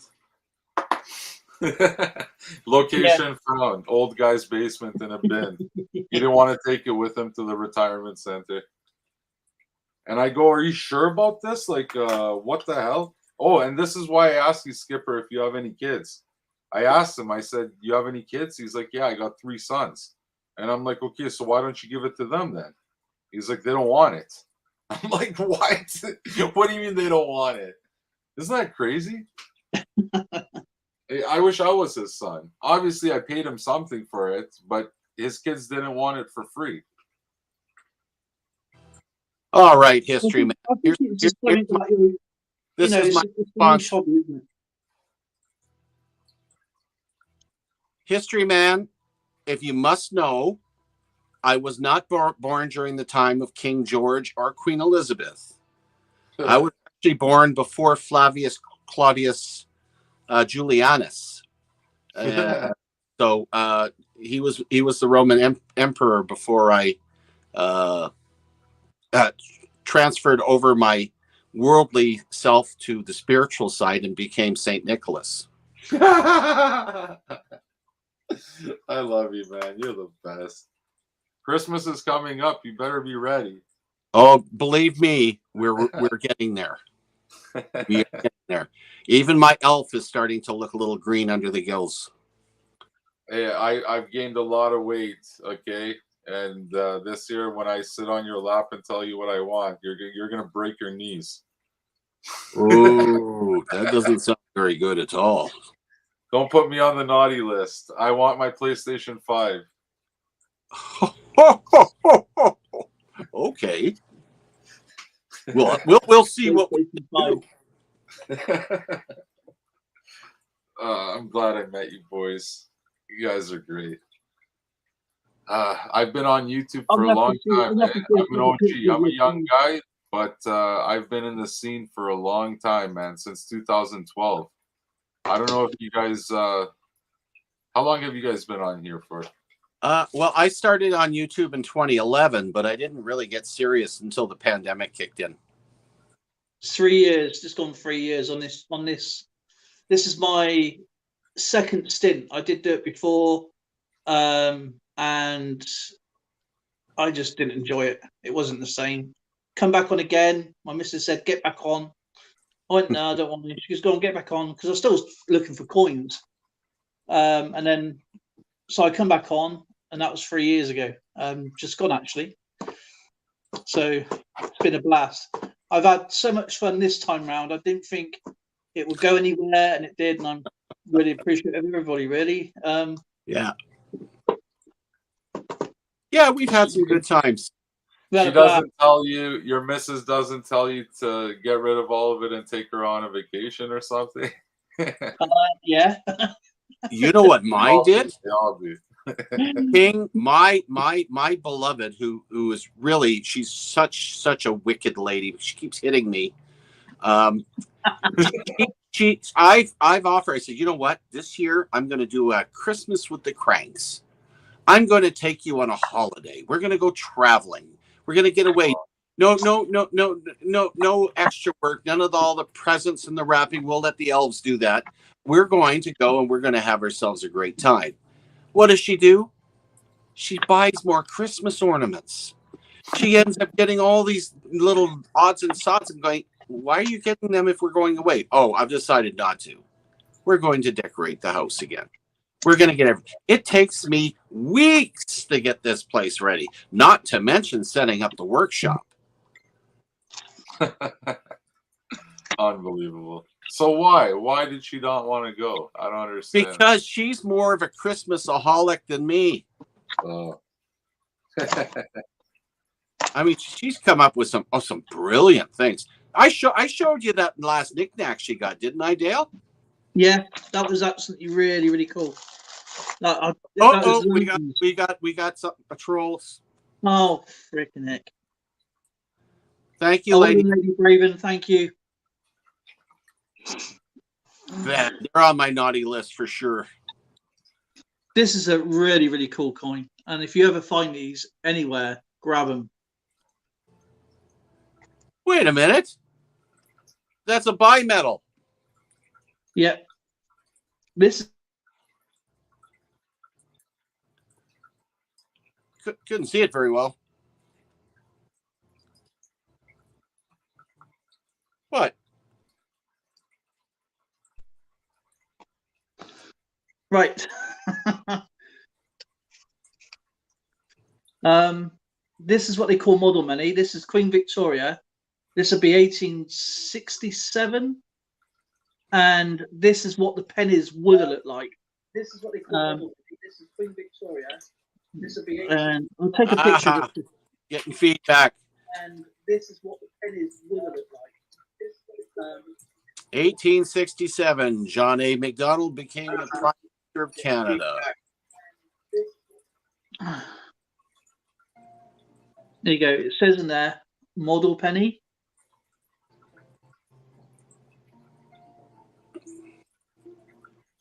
That's an interesting, for a coin that old to be bimetal like that. Well, they were going to change them to these small pennies. This is an actual penny inside a ring to replace her normal pennies. Mm-hmm. So that's what they would have been like. That's what they ended up with. So, question is, why was the lower denomination so much bigger than the higher denomination? Because of the silver. Everything has to be weighted. So within a 0.00 of a gram of copper to the silver content. So obviously silver is going to be small, where the copper is going to be large. That's why you have bimetal with £2 coins there. They're a much bigger coin because the brass and the nickel plated steel center is not worth very much. So it has to go with the price of the metal, and that's why it's thicker. Very interesting. So that's why different denominations are bigger than others. Like, it's strange about the 10-cent coin though, because in the US, where unless it was silver, obviously it was 90% silver or 40% silver, or whatever it was, and then it obviously changed to normal clad, the same size. But I think when they took the silver certificate away, the silver, when it was based on the silver content, that's why it probably didn't change either. So that's one of the reasons. It's not down to size. It's just. Hello, puppy dog. I think that's correct anyway. I'm gonna have to check that out. But I think that's why the money is different sizes, is because what it's worth with the actual form of the precious metals.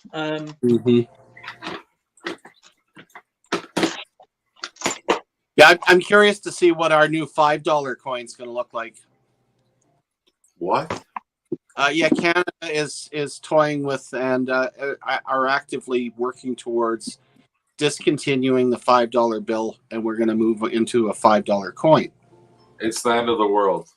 Yeah, It's done. It's officially done. It won't be long. We'll have $100 coins. You know why? Because $5 isn't worth anything anymore. It's just change. A lot, and younger folks don't realize how much it's changed. Wow. I use a simple thing especially for guys that are used to drinking beer. Here's the perfect one. You go to a bar today, costs you $5 or $6 for a bottle of beer. When I'm going to go back to 1971. I used to go into the LCBO, and I could buy a 24 case 24 for $5.40 for 24 bottles, and now today you get one. Now what? Oh, 24 bottles cost $35. My first apartment was furnished. It cost me $50 a month. Well, where was it though? In Toronto? It was actually in St. John, New Brunswick. Yeah, I mean, in New Brunswick, it's cheap there. But still, $50 a month. Come on, you try to find an apartment that's furnished today. In New Brunswick today, it's what, 1,500 now? Yeah, gotta be. Or my first house. My first house was in Windsor, Ontario. I paid $200 down, and it cost me $18,000, and it was on a double lot. It was a bungalow. Was it near the university there? No, it was actually near the airport. Oh, okay. On Turner Road. And so it was costing me I was expensive, $180 a month. Oh my God, that was huge money. Oh, you're a big shot. Oh yeah, I was working. Holy cow! But now you look what my it's on average anywhere between $1,800 and $3,000 a month. Easily, yeah. Easily. And if you go into the Greater Toronto area, oh boy. I was looking at a house in the Greater Toronto area. Looked like that house I bought in Windsor. And I said, okay, I bought that same house for 18 grand. They wanted $1.5 million for it. Well, welcome to 2022. Like, whoa, how do they do? So, no, but you have kids, right? You have kids around my age, grandkids, whatever. What are we supposed to do, man? How much are we gonna work to pay whatever million? Like what? That's why more and more families are seeing it's called generational families. You'll see parents and their kids and their grandkids living in the same house. Yeah. Because they can't afford to move out. I know, it's crazy. Yeah, that's not uncommon in different countries and different cultures. They live and they have their burial in the basements from their ancestors. What? So it's new. It's we like to be independent, I guess, but in this day and age, I can see a lot of people doubling up. I mean, we had it when I was growing up. We had like two families of us because they were in dire straits. So it was just convenient, But I think history has a funny way of repeating itself over and over and over. No matter who you are, I mean, everybody's suffering, especially in this day and age, and it shouldn't be. No, I mean, my dad used to go spend $100 a month, and we'd have 3 giant shopping baskets full of groceries. Now I spend $100. I got 2 tiny little bags in a little push cart. You got nothing. Yeah. Zoe, man, the other day, oh man, we was in the shop. Yeah, she goes. We was looking for just to get a few bits throughout the day. We just do like because of my illness, we go out every other third day. If that makes sense, because we can't go out traveling all the time. And 1 week she bought some fish fingers, the same ones. They're like £1, yeah, for like 10. And then she goes, "Oh, do you want some? I'll just have some fish fingers, whatever, something easy because it's like a weekday about streaming." And they went up to like $2.70 within a few days. Yeah, that's almost triple the and price. Goes, how much lump of crap? I don't know, babe. You tell me. We compared it. It was like we had the same shopping, and it was like 3 bags. We only had a bag with literally, we couldn't afford to put the rest in. And you know what's scary? It's a global thing. Why is it happening everywhere in the world at the same time? Is what I wonder. They never used to do that. I don't want to get political, but do you know what my problem is right? Now, if you go about it, back in the 70s in England, we used to have Mondays, I think it was, where the electricity was off all day. Monday.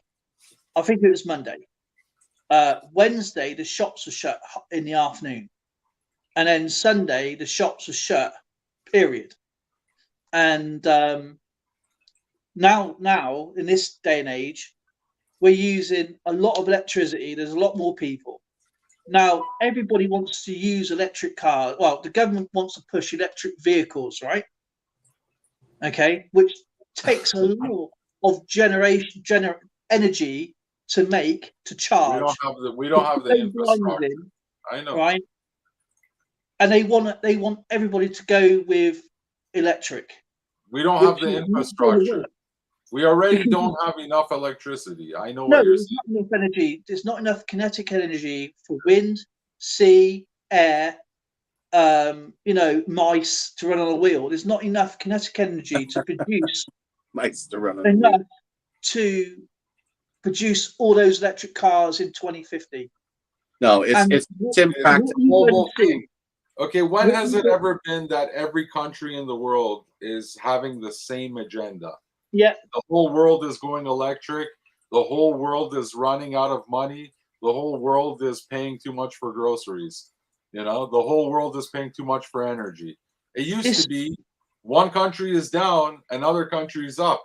Now the whole world is down. It doesn't make any sense. Okay, what happened when we had the pandemic? Every government collaborated without any problems. Every country collaborated, which was weird. And now every country is collaborating again with this, with all this crisis, energy crisis, food crisis. It's the same thing. Yeah. It's everywhere, and it just sort of think, hang on a minute, there's something bigger going on. Do you know when you say there's one thing happening here, but something's happening over there? You know what I mean? You're right. That's for sure. It sounds fishy. What do you think, Skipper? What's happening all at the same time, everywhere? To be able to pinpoint one specific reason why the world is going to crap right now would be very difficult. What you're looking at are many, many crises that's going on in the planet jointly, and it's very hard to coordinate efforts to help people when there's too many things going on. We've just come out of the pandemic. We've got some countries that are dealing with immigration problems. We got other ones that are dealing with high unemployment, where countries that are starving to death, war, riots, insurrections, problems with the political systems that are going on all over the planet. We haven't had this kind of dog's breakfast since 1939. Yeah. It is really, we're on the cusp of what has the potential of being a third world war. Yeah, now they're saying nuclear. Now they're talking about the nuclear. The only thing that's holding people back from using nuclear deterrent is their own fear, because they know if they use it, they'll have one coming at them, and they don't want to. It ruins not only people, but the land itself. It makes it, look at Chernobyl, dead for 10,000 years. They'll never be able to use that area. It's a nuclear waste site. There's nothing you can use it for. So what happens if you have a nuclear war where you've got so many countries that are pointing their weapons at each other? It's Armageddon. It's the end of days. So what they have to do is suck it back and don't push the button, and try to deal with it through, and in this case, through conventional warfare, because you've got countries that are not. Let's put it this way: they're very dictatorial, and when you've got a dictator and that uses propaganda to brainwash the people, it's just like Nazi Germany. Then you're going to have the situation we have now. It's funny, the Russians are saying the Ukrainians got Nazis there. They're the actual ones that are acting like Nazis. But you're taking a look at this. This is all affecting the world economies. So it is really heartbreaking for me. I'm a Cold War soldier. I spent 22 years in the military during the Cold War. I did not want to see this happen again, but it has. And it wasn't that people weren't trying. It's because it only takes a few individuals to screw it up. And then it's just like a penny doubling. It just gets worse and worse and worse and worse, as we all know. So all we can pray for is to show that we're not going to back down. Some is basically a bully pushing the agenda.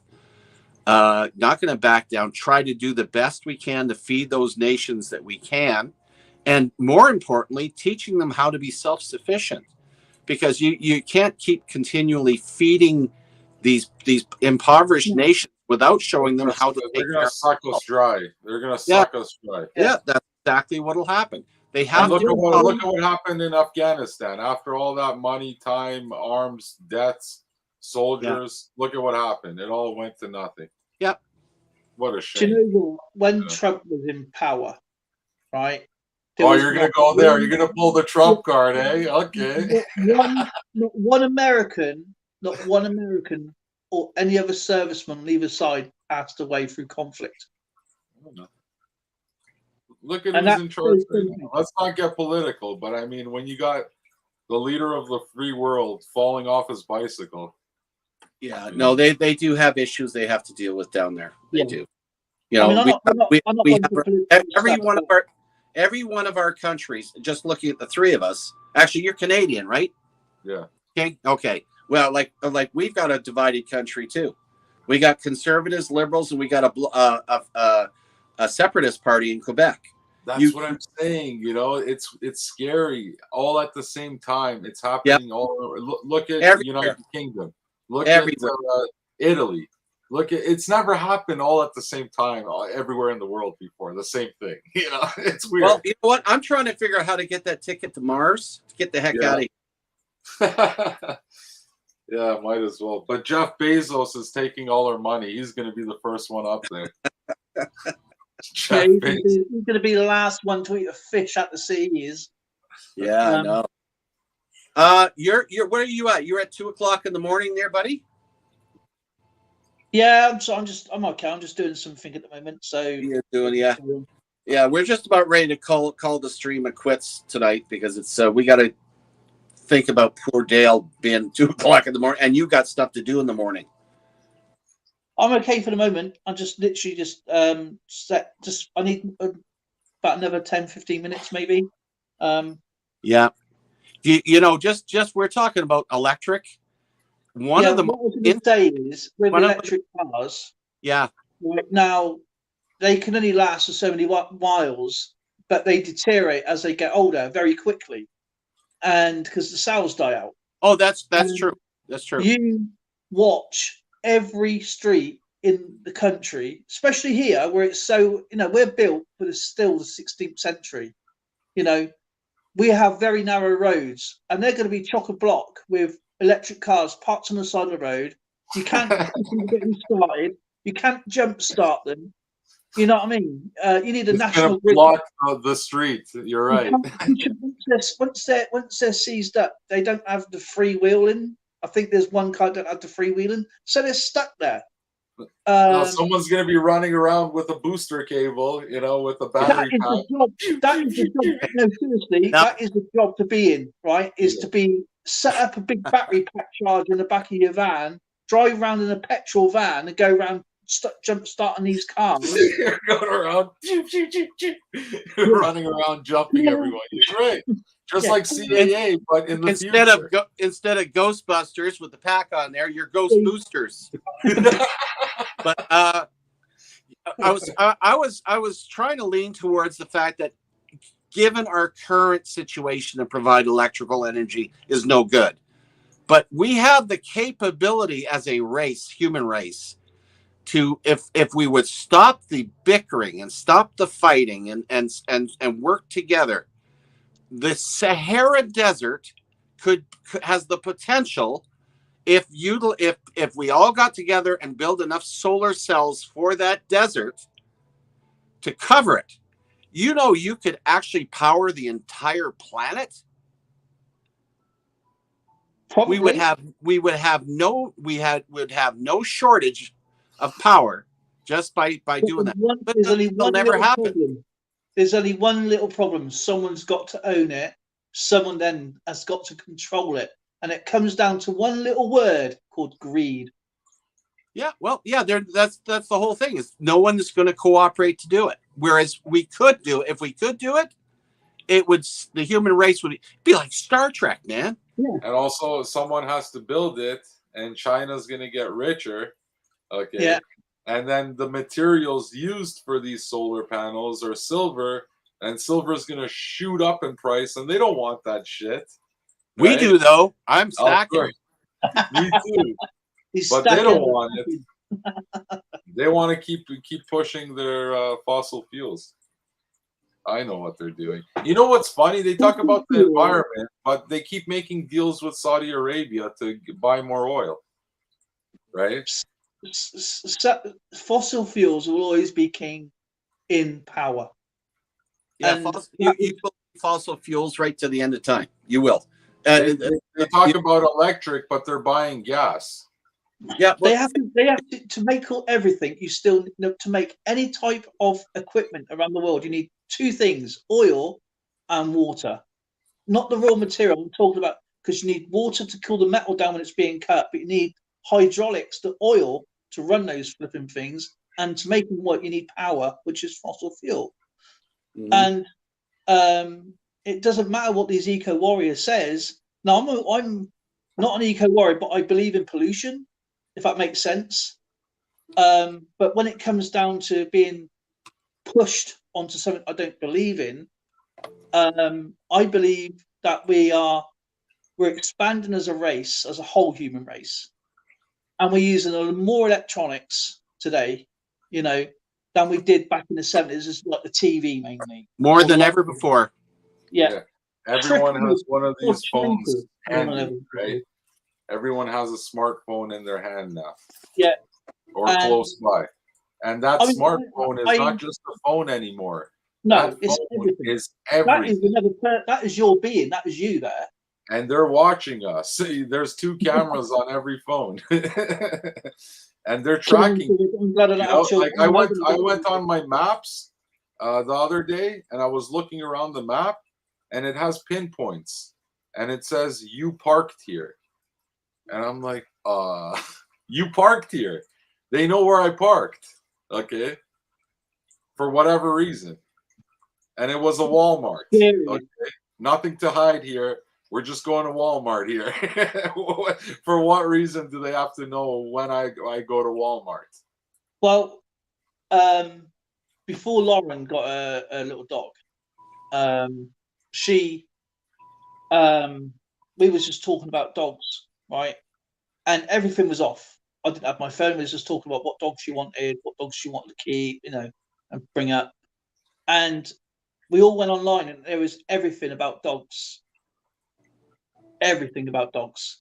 So your phone and your devices are listening all the time. To advertise to you. Yeah. Lightning, we're talking about dogs. You want to come visit me now? Come here. Have you ever seen that program, Black Mirrors? Hi, Lightning. Yes. What kind of dog you got? If you got Netflix, watch Black Mirrors. Right, the seasons, not the film, but the season. Creepy, but true to life. Lightning. Hey, baby.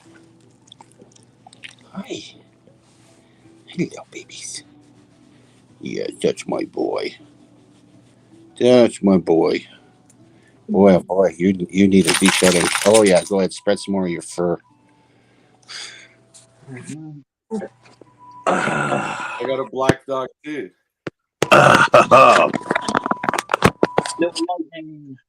She's my fluff bunny. Oh, where did he go? Oh no, he's lost his. He'll be back in a minute. He always knocks himself off when he tries to do something new. Ooh, look how fluffy! Oh my goodness. Yeah, my boy needs to go to the groomer. He's past due. A cute dog, man. She's always past due. She's a chow. She's always fluffy. Good company, that's for sure. Yeah, I So can't I'm gonna believe give you guys a 3-minute warning. I see I got 2 guests in there. Who else won? No, there's only 3 of us. Cool, isn't that? So a 3-minute warning because I'm going to make myself some chow and check on Tracy to see how she's doing. That's what I was doing then. I don't know what I was doing, to be honest. My brain. Yeah, Lady Bravin, thank you very much for stopping in. Thank you, Lady Bravin. Always wonderful to see you. Kinnaman and EAC, Polar Bear, of course. Yeah. Neil.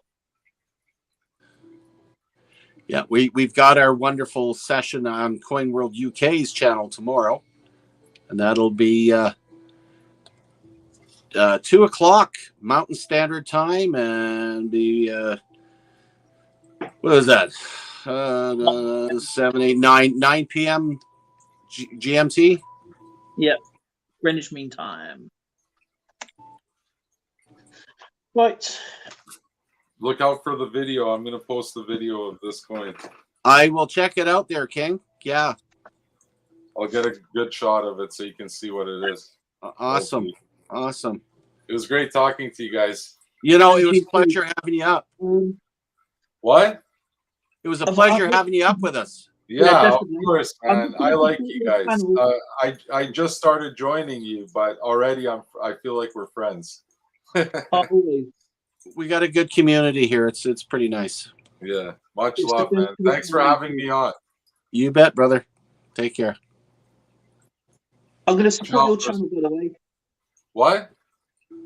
Just write something in the chat quickly. Just write 1 or something, and I can go straight to your channel. Yeah, I'll join again next time I see you guys. Super.